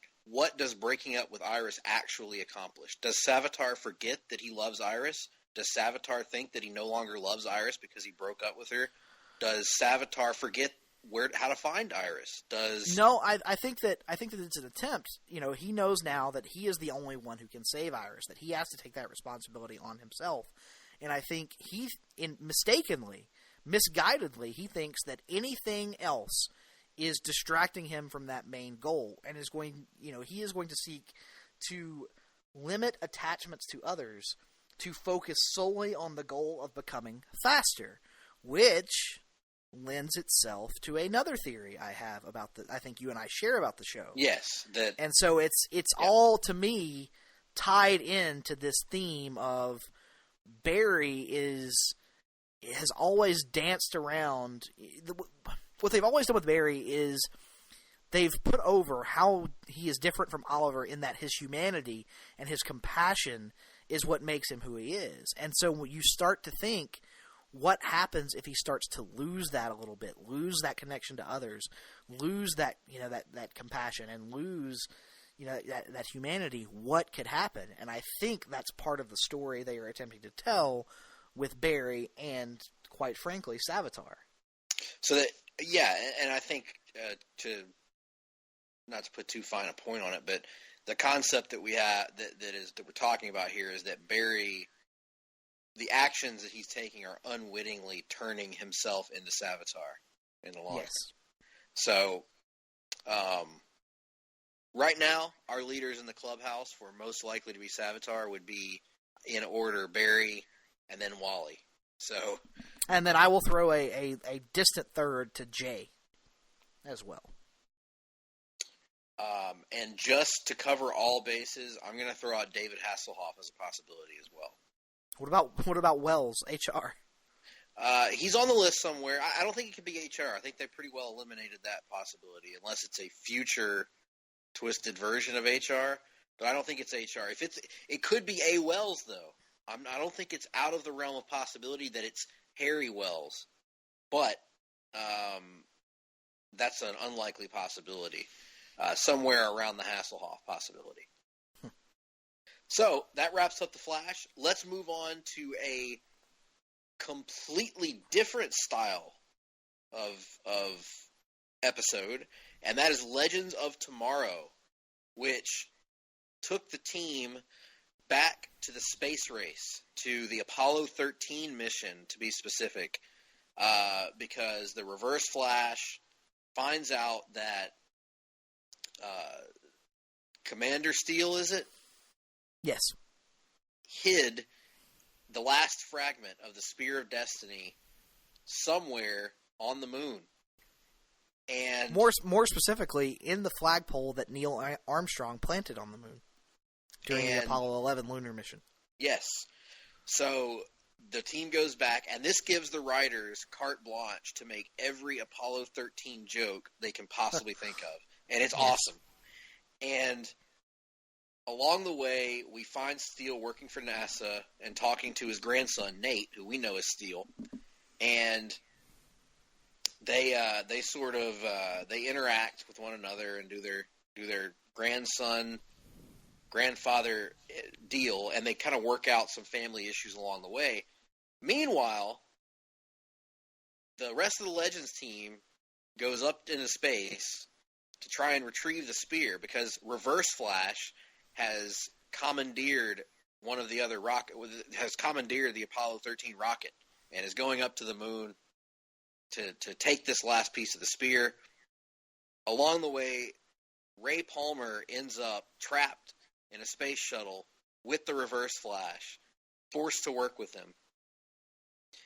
Meanwhile, Martin Stein and Mick Rory have to try and distract the people at Houston from understanding what all's going on way above the Earth. It sounds like a lot going on, and it is, but man alive, if this wasn't one of the most entertaining hours of Legends of Tomorrow that I've seen yet. I absolutely adored this episode. We got probably, the funniest moment of the episode, without question, had to be Martin Stein randomly standing up and singing Tally Me Banana, and being joined without asking by Mick Rory in doing so. Amazing moment. You have Ray Palmer completely ripping off The Martian and trying his best to be Matt Damon, which was awesome.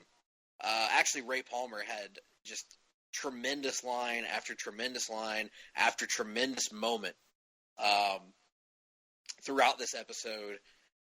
And surprisingly emotional for a character. I like the character of Nate, but usually more for comedic value. This was really the first time I've had an emotional attachment to his character. I really, really thought the scene where his grandfather sacrifices himself was well done. This, to me, was one of the best episodes of the season. Just immensely entertaining, and in a completely different way from what is a good Flash episode and what is a good Arrow episode. Yeah, I would tend to agree. I don't think I liked it as much as you did. Still enjoyed it a hell of a lot. I think part of my reason is, outside of the self-sacrifice scene, as I have any other time he's appeared on the show, I find the guy who plays Nate's granddad, the Commander Steele, to be incredibly wooden. Like, there's something about that guy that just puts me off a little bit. So, while I still enjoyed this episode, I would say I didn't enjoy it as much as I enjoyed that little run they had earlier this back half of the season of, like, the Lucas episode, the Legion of Doom episode, and there was one other that kind of had that little run of 3 straight weeks of just outstanding episodes. So I would kind of put it, behind those three, but ahead of stuff like the Camelot episode and the there was another one that happened this back half as well. So probably middle of the road for me in terms of the episodes since the mid-season return, but still a great episode nonetheless. Right. And as to your point about the actor, I agree with you, but I think it actually worked in the context because he was playing kind of a stuffy Ed Harris kind of guy from Apollo 13. And I think I'm even talking about going back to the Justice Society of America. Oh no. Yeah, I don't disagree with you either. But I think in this episode it didn't bother me because I think it kind of worked for the time period and the kind of role that he was playing. As the militaristic grandfather that's kind of like, doesn't wear his emotions on his sleeve, so to speak. Also enjoy the dynamic now between Rip and Sarah, how Rip is kind of coming to terms with the fact that Sarah is a better captain than he was, but that Rip still has value to the team. Thought that was really good. So yeah, enjoyable episode. And that brings us to Wednesday night, which was the revelatory episode of Arrow, in which Oliver finally finds out the identity of Prometheus and finds out that Prometheus, a.k.a. Adrian Chase, was trained by the very woman who helped him become the Green Arrow in the first place, which is Talia al Ghul. Now, granted, he never knew she was an Al Ghul until this episode. He shows up to where he is told that Talia is and learns the truth that yes, Talia helped him in the past, but all that changed the minute that he killed her father. Because for all the messed up family dynamics in the Al Ghul clan, he was still her father, and so she nurses a grudge with Oliver. And Oliver's would-be girlfriend, Susan Williams, is now caught in the crosshairs of Prometheus's game. We find out a lot about how sadistic Adrian Chase is, how much he hates Oliver, and what he is willing to sacrifice in the name of his vendetta. This was a great episode in a string of great episodes for Arrow. I've said it all season long, but the actor who is playing Adrian Chase is just doing an incredible job. Because earlier in the season, I was remarking upon how heroic he was, how he's playing this almost like determined Harvey Dent-like district attorney who was in some ways more heroic than the hero of the show himself. But now he's turned that switch, and now he is a gleeful supervillain who seems to be taking joy in the pain that he's causing Oliver and others, and seems to be in control of every situation that he's in. It's been wonderful. I think the villains on Arrow have always been one of the show's strengths. And this one is setting up to be one of the best. Yeah, I would absolutely agree. Been an outstanding little run of Arrow episodes the last couple of weeks. I did like getting to see this other side of Chase, like you said. Kind of seeing the heroic side, now seeing this sadistic, manipulative, villainous side of the character. The decision he makes as it pertains to his wife. So much going on in this episode, including what I think is a pretty interesting subplot of Felicity pretty clearly falling further and further down this rabbit hole that I think she's not really going to know how to get herself out of. And I would hope that it would help her to understand a little bit why Oliver makes tough choices and keeps secrets from people, and perhaps provide a little bit of closure to that dangling thread of their relationship that's still kind of out there and hasn't really been addressed since the forced breakup of last season. So, a lot going on in this episode, but needless to say, I absolutely loved it, and I think the show is really hitting its stride in a big bad way. And the little 90-second or whatever 60-second teaser we got for next week's episode, I can't wait, man. It looks like one of the most intriguing episodes the show has done in a long, long time. And we haven't even talked about the flashbacks, which bring us more Anatoly, which, as we have said in the past, is a formula for success. Yep, agreed. So, with that being said, let's rank them for the week. I'll start us off. I will go Arrow, Legends, Flash. And I'm going to go Flash, Arrow, Legends. Very good. Now, that brings us to Sunday night and AMC's The Walking Dead. This was an episode that seems to be setting the stage for the battle that is to come against the Saviors. We see the Kingdom starting to try and get their shit together, basically, and Sasha and Rosita begin their two. You mean the Hilltop? Oh, sorry, yeah, the Hilltop, not the Kingdom. The Hilltop. We see Gregory, my namesake, who's the leader of the Hilltop, be as sniveling as he always is, and we notably see Sasha and Rosita begin their two-woman crusade to assassinate Negan. And we get a little cameo from Nick's favorite character, Dr. Eugene Porter, along the way. Mm-hmm. I thought this was a very good episode. This really seems to be setting the stage for everything that's to come, even if the actions of Rosita and Sasha are maddeningly stupid. Yeah, they really are. Like I said before, this whole little, especially with Rosita, this whole little subplot, it felt like they did this and had some closure on it, and it feels like a rehash, a recycle, step backwards for the character, which is something I've criticized the show a little bit for, in terms of various characters seeming to just repeat the same actions over and over again, even after they've seemingly, come to terms with the fact that their actions lead them to places they don't want to be. But yeah, the Rosita and Sasha stuff was just, it was by far the least interesting part of the episode, I thought, but all the Hilltop stuff was outstanding. You and I discussed offline, Negan and, help me out, Greg, what's the name of his lieutenant who deals with the Hilltop? I honestly don't know. I just call him Mustache Guy. Yeah, Negan and Mustache Guy, as we'll call him for the purposes of this discussion, are both great villains, but they're so damn charismatic that they're great villains in that you love to hate them kind of way.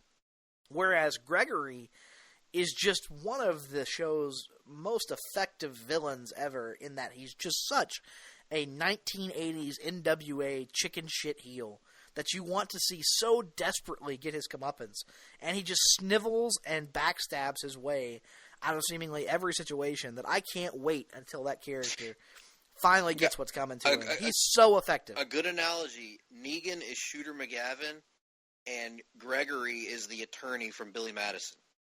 Yes. That's a great analogy for sure. Well, who would be Coach Red Bow-U in that scenario then? Oh my gosh. Maybe the governor? Maybe the governor would be Coach Red Bow-U. Okay. Anyway, so yeah, the whole thing with Gregory is really working for me in a big way. I thought the scene with Maggie and Daryl hiding in the cellar had some great, truly tense moments. I really just loved everything about this episode for the most part. Everything Hilltop related, like I said. Yeah, and we learned a little bit about Rosita's backstory, which we've never gotten. Yeah, but I don't care. Like the character is clearly not long for the world. I think, and you've waited. She's been on the show almost 3 seasons now, and you've waited this long to give us any kind of a reason to care about her. No, I mean she's too far gone at this point for me anyway. And again, he was only in the episode for 45 seconds, but I'm pretty sure Dr. Eugene Porter's bit on the walkie-talkie stole the damn episode with Negan is going to be indisposed in the boudoir for the foreseeable future. That means this operation reports to me, Dr. Eugene Porter, also known as Negan, who I also am. That's good. Outstanding. Yeah. My one complaint about Porter at this point, Eugene, is I'm ready for them to show some sort of middle level for him between stoic deadpan humor and bawling like a 6-year-old who's just been scolded by his parents. I swear, every other episode he's in, he's either deadpan humoring or crying, just literally crying about something. And I know he's clearly got some sort of... Yeah, he's clearly the most emotionally fragile of all the characters on the show, and there's some sort of mental or social issue going on with him. So I can kind of understand it and forgive it. I still think there's a little bit. There is more going on with him than just he's joined the Saviors. I think it's clear that fear is something that drives this character in a big way, and he knows. I mean, he's been spending time at the Saviors compound. He knows how badly Negan wants to find Daryl, and he knows that if he seeks to leave, even in that moment, it's going to put him squarely in Negan's crosshairs, and that is not something he wants. Mm-hmm. So I think he is still attempting to play the long game here. Yeah, you may be right, but unfortunately, his attempting to play the long game is probably going to get Sasha killed. Because I don't think either of us expect her to survive past the next couple episodes, right? No, and I mean, it's not that I dislike Sasha, but I can't say that her death is going to affect me in some huge way. I don't know. I don't really think she... I hesitate to say this because I don't think that she serves too much of a role on the show, honestly.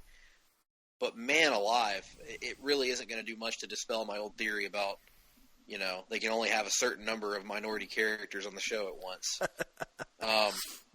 Well, remember, Dr. Dre may or may not be coming back to the show at some point. That's true. So. God, I'm sorry. His character was not interesting at all. No. Maybe we can get T-Dog resuscitated.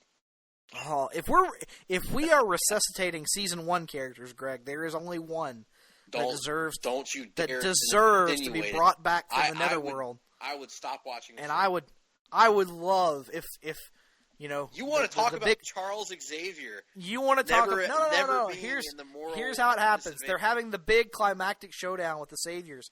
Alexandria is under siege. The gates are burning down around them, and plowing through the gate comes the RV, and out the top of the hatch pops Dale with a sniper rifle, and the eyebrows twitch up and down as he takes out Savior after Savior. Mark out moment for yours truly if that happens. The eyebrows would judge Negan harshly. They would judge him harshly. That's true. In fact, that's not even. He doesn't even need a sniper rifle. Dale's ghost appears like a force ghost to Negan and just starts lecturing him about everything that he's doing wrong in life. And then even when Negan changes his behavior, he gets lectured for that too. It would be effective. I agree with you on that.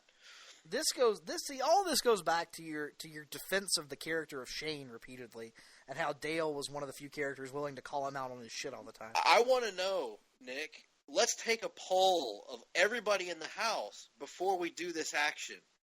And then, whatever that decision is, we'll go with it. What? You all voted the way I didn't want you to vote? What's wrong with you people? I refuse to participate. Well, Greg, I mean, not to dive too deep into real world stuff, but sometimes groups make poor decisions when it comes to votes. But what I'm saying is, you can't say, let's take a vote on this. This will be the determining factor. And then when the vote doesn't go your way, pout in the corner and say, I'm not going to participate in the process. That is unfair to the group. He still participated. He just clearly wasn't afraid to show his disdain for their poor decision. He was pretty much killed off immediately thereafter, was he not? Unfortunately, yes. He deserved it. He didn't deserve it. He did. And your damn Shane deserved it. You want to talk about Charles Xavier never giving up the moral high ground, being an unsufferable Let me just say this. Given your feelings on Shane, your defense of his actions from seasons 1 and 2, all I'll say is I hope I never die and you're left alone with my wife. I'll put it that way. What happens in the jungle during the zombie apocalypse stays in the jungle during the zombie apocalypse. Bro code, sir. The bro code. Hey, I'm not defending everything. Shane had his flaws. Certainly, there might have been a couple things he did wrong. He killed Otis. There might have been a few things he did wrong. Maybe a couple. He screwed Rick's girlfriend. He attempted to rape Lori in the shower at the CDC. The only thing Shane ain't done is make a baby. Good Lord. I'm glad he's gone. I'm not. I wish Shane. That's who needs to come back. If Shane was leading instead of Rick, they would have never been in this pickle. He'd have taken out Negan just like that, and rained down a world of hurt upon himself. Well, so be it. I'm still of the opinion that the Saviors would fall apart without Negan. They'd crumble into anarchy. Eventually, probably. I don't think Not Mustache immediately. Man is capable of leading them. It isn't like taking out the central droid, ship in Episode 1 or anything. They're not just going to instantly shut down as soon as Negan is dead. It would take them some time. I like that. I like that the comparison is automatically Episode 1. I think that I think Walking Dead from here on out should take all of its cues from Episode 1. Structurally, thematically, dialogue, everything. Why not? Well, if it leads to Carl choking Enid to death and then putting on a suit of armor, maybe that'll make him moderately more interesting. Awesome. Well, that brings an end to watching an enjoyable episode of The Walking Dead this week. Let's move on to our news and notes, and that, of course, is known as... Welcome to the rundown, where we talk some comic news. Welcome to the rundown, where we talk about movies too. So let's get right into it with the DCEU Corner. And we always seem to have news and notes about this. Our first bit of news and note comes in yet another bit of kind of bizarre in its own way. I don't want to say negative news, really, but just weird news. Aquaman, which everyone's been anticipating, seems to be speeding along in pre-production, seems to be the only already finished DC movie that is actually progressing well at the moment as far as filming goes and preparations go. Aquaman has been delayed, and it has been moved from October of 2018 to December of 2018. Not a big delay, admittedly. Nick, what are your thoughts on this delay, which will put it up against the animated Spider-Man from Sony? I think this is a bad move. I think this is a bad move on multiple fronts. One, you and I have discussed how even if there's a legitimate good reason behind this, one of the problems Warner Brothers / DC Film is facing right now is that they're losing the public relations battle, and the announcement of this film being delayed, whether right or wrong, is going to lead some people to assume that means the production is troubled in some shape, form, or fashion. So that's one thing. Two, the idea. A lot of these superhero movies, yes, you're going to open big, but the way you really accumulate the big box office totals is to, build week over week, kind of put together a strong little run there. Well, Greg, what has December kind of become known for the last 2 years? Star Wars. And yes, I understand that currently there is not a Star Wars movie slated to release in December of 2018.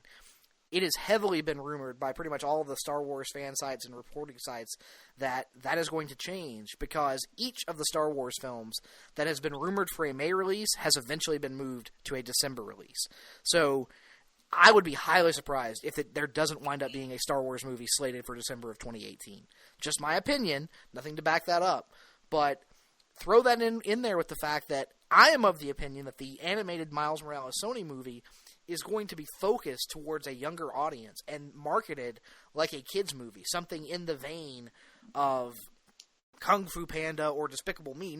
Maybe not quite to that level, but I think it's going to be something that is clearly marketed for a younger generation, and those movies always make mega bucks because parents and kids, parents are dragged to the theater by their kids, and I think December just provides this minefield of competition that October typically, most years, and I haven't really looked in depth at the 2018 calendar, does not tend to provide. So I don't really understand this one, to be honest. Perhaps Aquaman will go after a different audience, as did Logan from Lego Batman. That's true, but Lego Batman opened 2 weeks before Logan, 2 or 3 weeks before Logan, whereas currently they're slated to go head-to-head with this Spider-Man movie. And Aquaman, I'm assuming, is going to have a PG-13 rating, which means it's going to be more aimed at a general audience than Logan was. And so I think there's more potential for the audience to be fractured between that and the animated Spider-Man movie, if that even winds up happening. Oftentimes, when there are movies scheduled for these similar dates, one winds up budging, one or the other, and I'm fairly sure that will happen. And for the record, I'm playing devil's advocate here because I actually don't think that Aquaman needs to go after the Logan audience. I think Aquaman needs to go after a general audience, which includes kids and families and grown-ups alike. I don't think they need to double down on capturing the whatever audience they were going for with Suicide Squad and, to a lesser extent, Batman vs. Superman. I think they need to... Yes, Aquaman, I think, is going to be serious, and it's going to be a little gritty, and that's fine. But I think they need to make sure that they also are trying to appeal to kids and make this a character that kids are going to want to grow up with. So, it needs to be, in other words, a movie for everyone. As best you can do that, because you can't make a movie truly for everyone, but make a movie that if a parent takes their kids to see it, they're not going to feel like, oh my God, this was a huge mistake. I'm never going to let my kid watch this. Agreed completely. So yeah, I have a lot of concerns as it relates to this one, but we'll see how it all turns out. Yeah, I mean, I don't know that it's that big of a deal, but and I would be surprised if that date doesn't move a little bit as well. Either it's going to move, or the Spider-Man animated date is going to move. Yeah. It's one or the other. Like, they're not going to open on the same day. That never happens, ever. But while we are in the DCEU and we're talking about Aquaman getting delayed, it's created an opening. And according to the oft-loved reports, Warner Brothers is now looking to fast-track another DC film. This is according to Variety's Justin Kroll. Warner Brothers is said to be looking at Gotham City Sirens, The Flash, Green Lantern Corps, Dark Universe, or the untitled Suicide Squad sequel to begin filming in 2017. However, so the Flash, yeah, it won't be the Flash. The Flash, if it's the Flash, we're going to get a really crappy Flash movie because they don't even have a script. They don't have a script. They don't have a director. They don't have anything outside of Ezra Miller. Yep. That said, if scripts aren't ready to go, according to Kroll, the studio is content just shooting Aquaman this year until films are ready to go. Of these that have been listed, probably the most likely to get fast-tracked would be Gotham City Sirens or possibly Suicide Squad 2. Right. I get nervous when I see the term fast-tracked. Yep. Really nervous because, as anybody that followed the production of Suicide Squad knows, allegedly, that movie was written in only 2 weeks. And I think it showed in the final product. Yes, that movie has its fans. Yes, it did very good box office. I would argue that the movie was clearly hampered by the amount of time that went into writing it. Among numerous other factors right, as well. But I'm just for the point that I'm making here. Right, I'll focus on that. Now, it feels like Gotham City Sirens is a little more fully developed than some of these others, so maybe that would be fine to start filming this year and get it worked out. But man alive, just get these movies right. That's all that I want at this point is, and I'm like this with comics too. I am probably, frustratingly for some, not that bothered by delays in comics and stuff like that. I would rather get the final product to be as good as it possibly can than to get it at the previously announced time. And it's not good when movies get delayed, but make sure you get these right. Don't let another Suicide Squad situation happen. Yeah, I agree. The only aspect of this that sounds good to me, and this is going to be an overly pessimistic view, but I'll go forward with it anyway. I kind of hope that if they are going to fast track something, if Warner Brothers makes up their mind that come hell or high water, they're going to shoot a DC movie this year, I hope it's Green Lantern Corps. And let me explain why. So at least that can get into pre-production before Justice League comes out. Because as I've said before, if Justice League bombs, the whole thing's going to fall apart. And I would like them to feel like they've already invested money in a Green Lantern movie and feel like they have to go forward so we at least get another bite of the apple as it pertains to Green Lantern on film. Well, yeah, I certainly do hope that we get a good Green Lantern movie out of this, one way or the other. But sticking to the DCEU, speaking of that Suicide Squad 2 movie, we've talked about in recent weeks that Mel Gibson is heavily rumored to be in talks to direct Suicide Squad 2. Now we have some new names thrown into the mix. One of them is, oh my gosh, Jom Colette Sarah, who is known for directing House of Wax and Run All Night. I've not seen House of Wax. I have seen Run All Night, and it was pretty good. He joins a list that includes Ruben Fleischer, Daniel Espinosa, and Jonathan Levine, all of whom are directors who have kind of mixed resumes. Some good movies thrown in there, some less impressive movies thrown in there.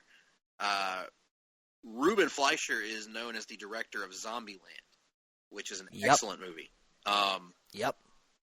But he's also the director of Gangster Squad, which I've not seen, so I'm not going to judge it, but I have heard was not very good. So, but you would hope that I think there's something to the idea that a Suicide Squad film done more in the vein, more in the tone of Zombieland, yes, could really, really have some potential, in my opinion. Absolutely. Agreed on that. And, you know, for those who haven't seen it, Zombieland is a really, really good zombie-based comedy, as you might expect. Daniel Espinosa is primarily known, let me see what he's got here on his agenda, for the movie Safe House to this point, which was a Ryan Reynolds, Denzel Washington movie that was actually really entertaining, I thought. Isn't he also the director of that Life movie that's coming out? Right, but it hasn't come out yet, so I didn't want to. Right. I don't know. It could suck for all we know, but but it might be good. I liked Safe House a lot. I really enjoyed. Never saw it. Really enjoyable movie. And then we've got, who's the other guy? Jonathan Levine, and I'm going to pull him up right now. Warm Bodies, which was the Nicholas Hoult zombie love story movie thing. If you remember that, I don't. Where the chick falls in love. Oh, with that's the zombie. Right. Yeah. I remember that. And then 50-50, which I haven't seen. Oh, 50-50 is outstanding. Outstanding. I know you're not high on Seth Rogen, but I would argue that is among Seth Rogen movies. God, I'd probably put it maybe only behind Knocked Up for me. Joseph Gordon-Levitt is outstanding in that film. It's a really, really good mix of drama and comedy. I highly recommend it to anyone who hasn't seen it. So out of these guys, and let's throw Mel Gibson out of the equation for the moment. A, who would you say has the best resume? And B, who would you like to see get the job? I guess it would be Levine probably has the best overall resume between 50-50 and Warm Bodies, which again I haven't seen, but I know was generally well received by the people who saw it. But I'd kind of like to see Fleischer get the job. I mean, I know he did Gangster Squad, which I haven't seen, and kind of got knocked by a lot of people, but just thinking about Zombieland and thinking about taking that formula and applying it to Suicide Squad, it just seems like such a natural fit, you know, like something, an irreverent tone that I think the first Suicide Squad movie probably could have used, and something that could really benefit that franchise going forward. So I would say Fleischer. I would tend to agree out of those guys. I think all three would bring something interesting to the role. I think Gibson is still my top choice just because I think it would be so batshit crazy for it to happen.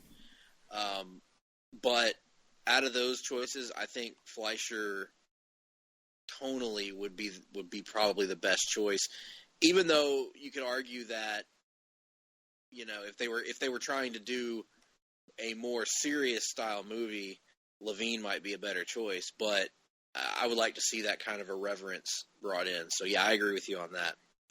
We'll see where all of that goes in the DCEU. But let's go from there to the comics, and we lost a legend this week. Legendary co-creator of Swamp Thing, Bernie Wrightson, passed away at the age of 68 after battling brain cancer.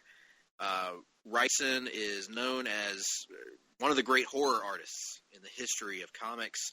I will admit that I haven't encountered a lot of his work. A lot of his work is from the Bronze Age, but very well regarded by everyone who has encountered his work. I've seen a lot of his art this week for the first time, and it's pretty breathtaking. So another artistic legend lost to comics.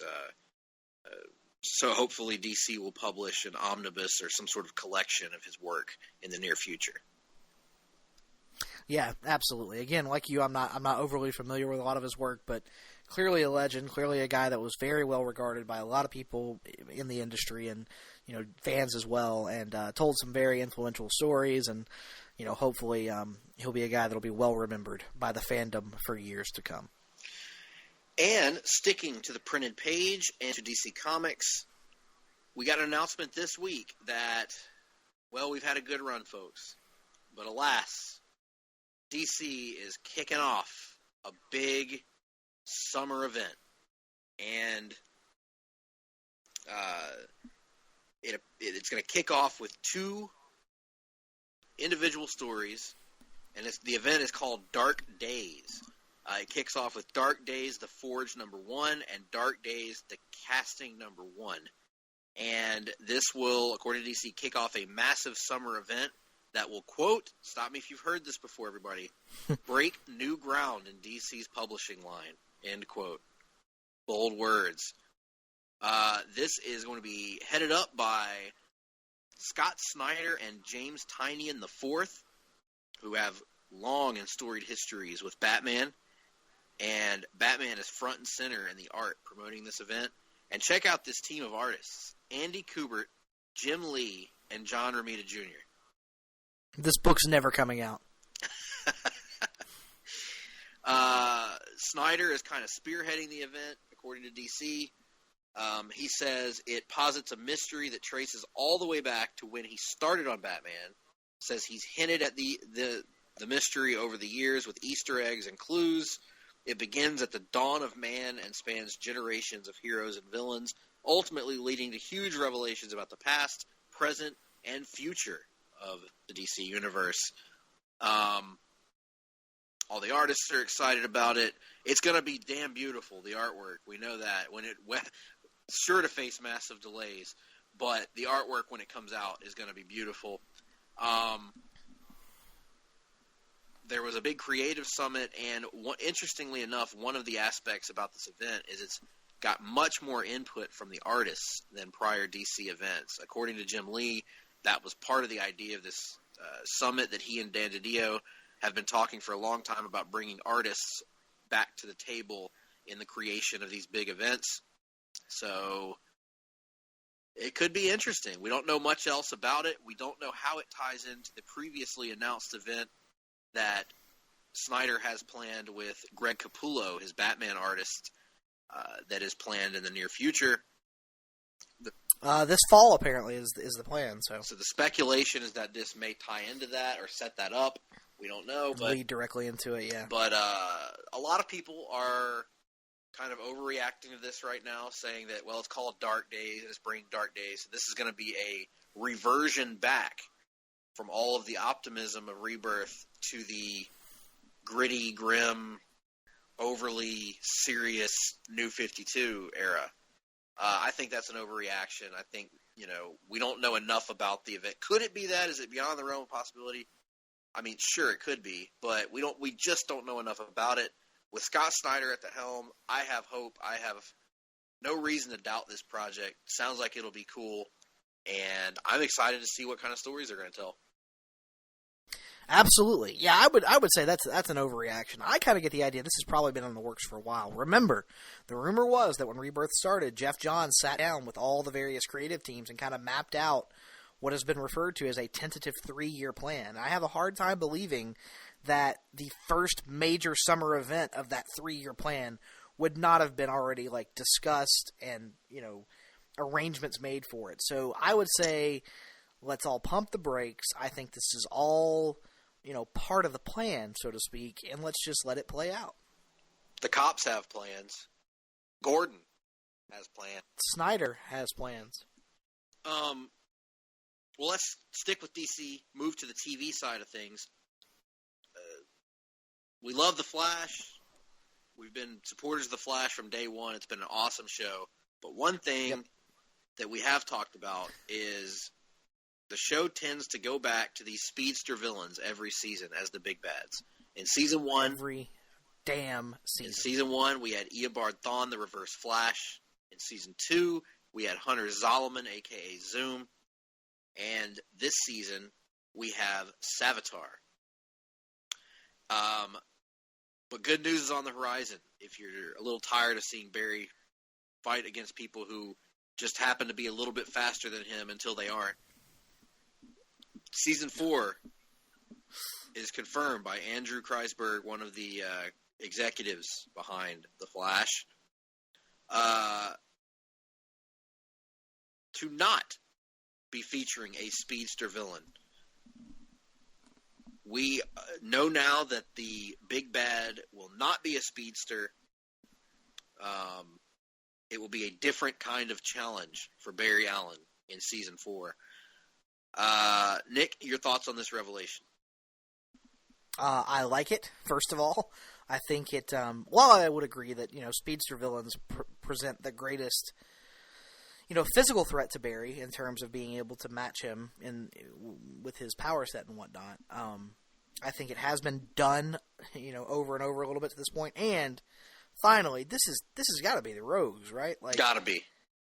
I mean, that is when you talk about the Flash. The thing that kind of separates him from all the other heroes in comics is that his Rogues gallery is kind of unified in a way that no other Rogues gallery really is. They work together and they have a genuine camaraderie at times, and I think that's something we haven't really seen translated onto the television screen.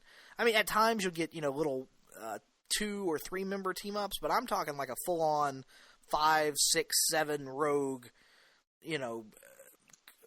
panel coming after Barry and the team. And I think it especially makes sense now that you would want the Rogues to form almost as a response to Barry now having, Jay and Wally and Jesse Quick all running around with him.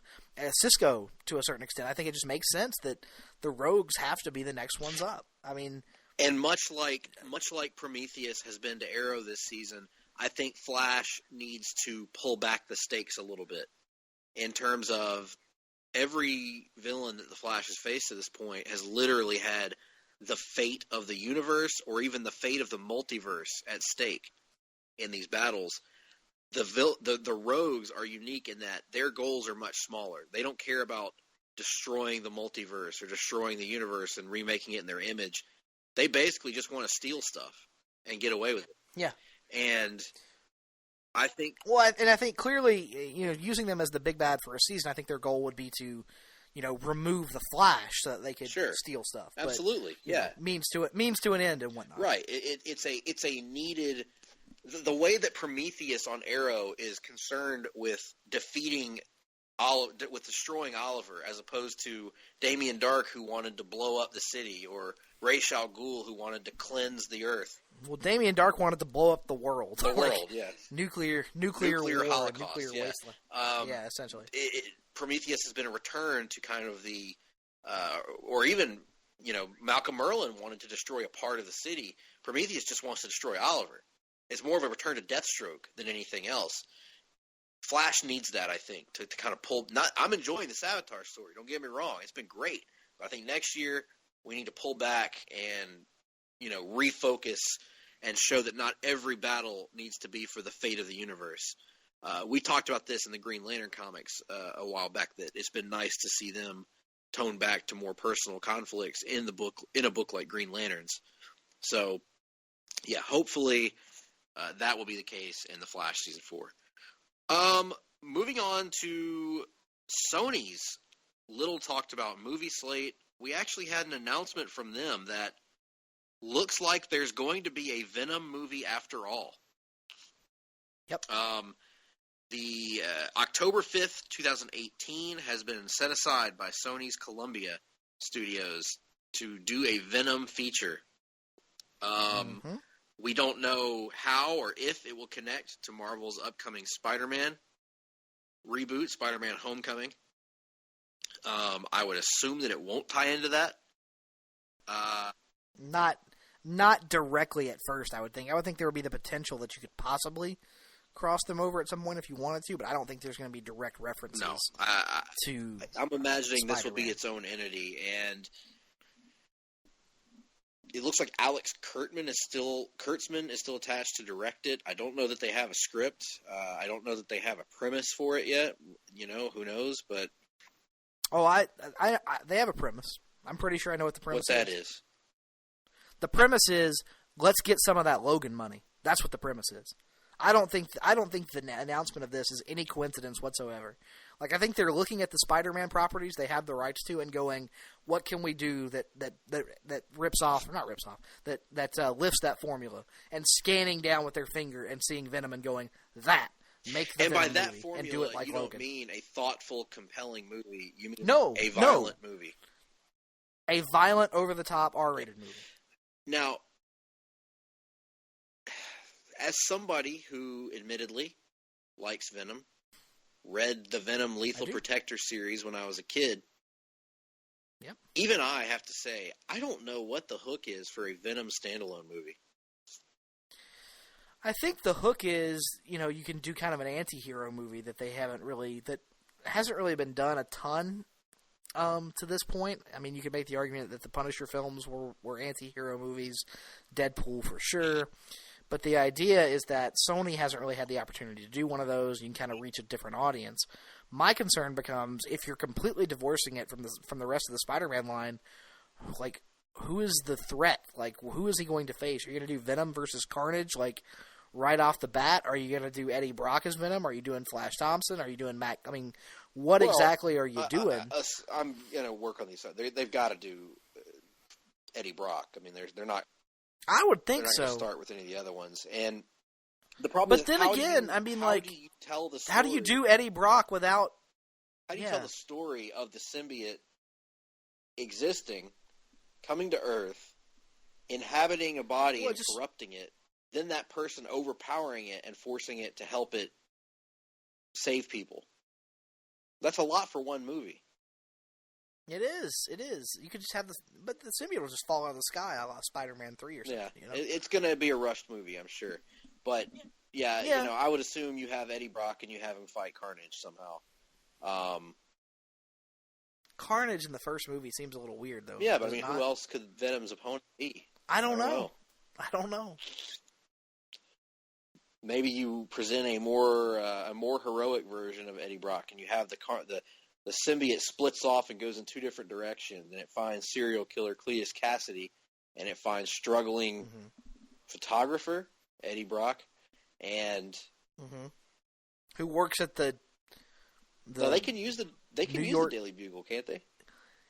They can, but I mean, again, like, that's why the whole issue of how this is tied into the Spider-Man universe at this point is really where it's going to become a little confusing, because all the versions of Venom are so intrinsically tied to Peter.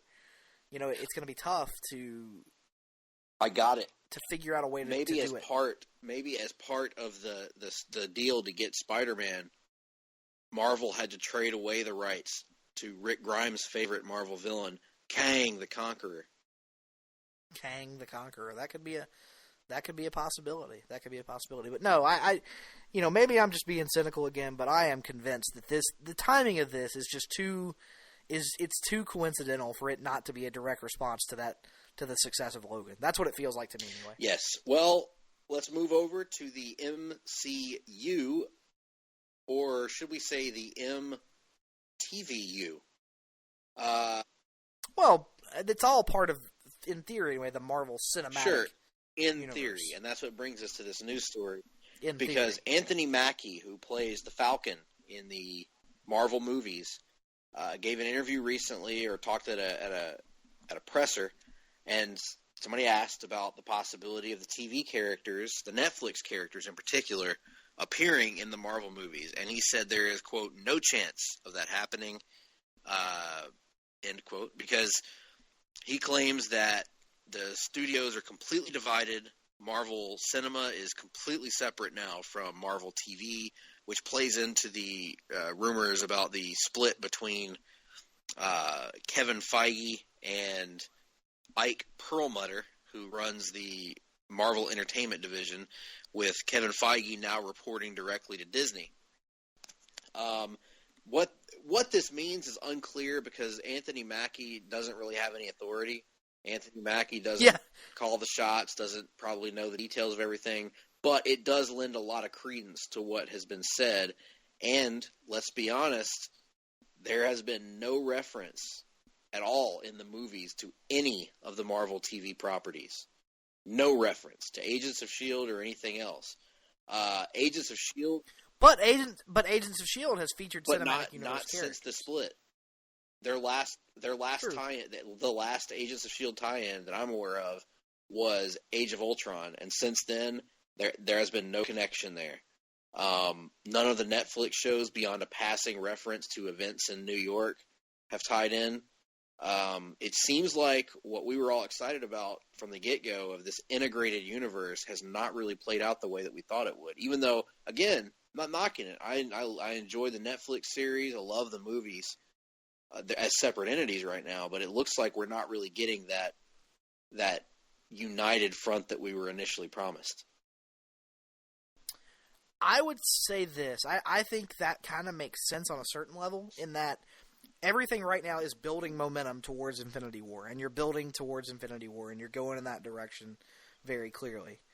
I don't think you can rule it out long term, though. I think after Infinity War, when you see a lot of these these big name actors start to step away from the MCU, and you see them kind of start to turn it in a little bit of a different direction and kind of start to look for a new angle to get people interested, I think there's some potential that you could start to see some of these characters come on. Because one thing that Marvel loves to do is to pop its fans, for lack of a better term, with these cool fanboy moments. And I think after Infinity War, they're going to be seeking new ways to do that. Is it overly likely? No, but I still think one day it's going to happen. Do you? I could see it happening. I'm not going to say that I think it'll happen. I think that it could happen. I think that it should happen, to be honest. Yeah, I agree. We said that from the get-go. We bitched and moaned about DC not integrating their TV and movie properties, so it's only fair that we do the same with Marvel. I think it has been disappointing to a degree that hasn't happened, but hopefully it will happen one day. I certainly would like to see Daredevil, at the very least, interact with some of the Marvel cinematic characters. So hopefully we'll get to see that one day, and perhaps it'll take the Infinity War to make it happen. But let's move on to the big screen from Marvel, for sure. And you mentioned how Marvel likes to pop its fans. Well, they popped us, Nick, or at least me, by announcing this week that Guardians of the Galaxy Volume 2 will feature Michael Rosenbaum, who played Lex Luthor on Smallville and voiced the Flash on Justice League, and Sylvester Stallone. Now, the Sylvester Stallone thing had been out there for a while. It just hadn't been officially confirmed by Marvel until now. It's confirmed now. And they're playing, quote, two key Marvel characters who have ties to one another. The direct quote from James Gunn, the director of Guardians of the Galaxy Volume 2 and writer, is, quote, we do have a couple of characters who are very important to the Marvel Universe who are going to make their debut in Guardians of the Galaxy Volume 2, which people don't know about. Sylvester Stallone plays one of these characters. My friend Michael Rosenbaum also has a pretty decent role in the movie as well, and it sort of works in tandem with Sly's character, end quote. Any speculation about who these characters could be, Nick? Not really, because I'm largely, I'm not really overly familiar with a lot of the cosmic side of Marvel. So I'm just thinking off the top of my head. All right, Rosenbaum as Adam Warlock and the voice of Sylvester Stallone as Pip the Troll. Ooh, I could see that. Yeah. That's a guess. I mean, like at best. Yeah. I mean, who knows? Honestly, at this point, it could be. You would think at some point Quasar probably has to come in. I'm just trying to think of aged characters, because I mean, Stallone's kind of up there at this point. So Sylvester Stallone as the Living Tribunal. I'd be fine with it. I am the law.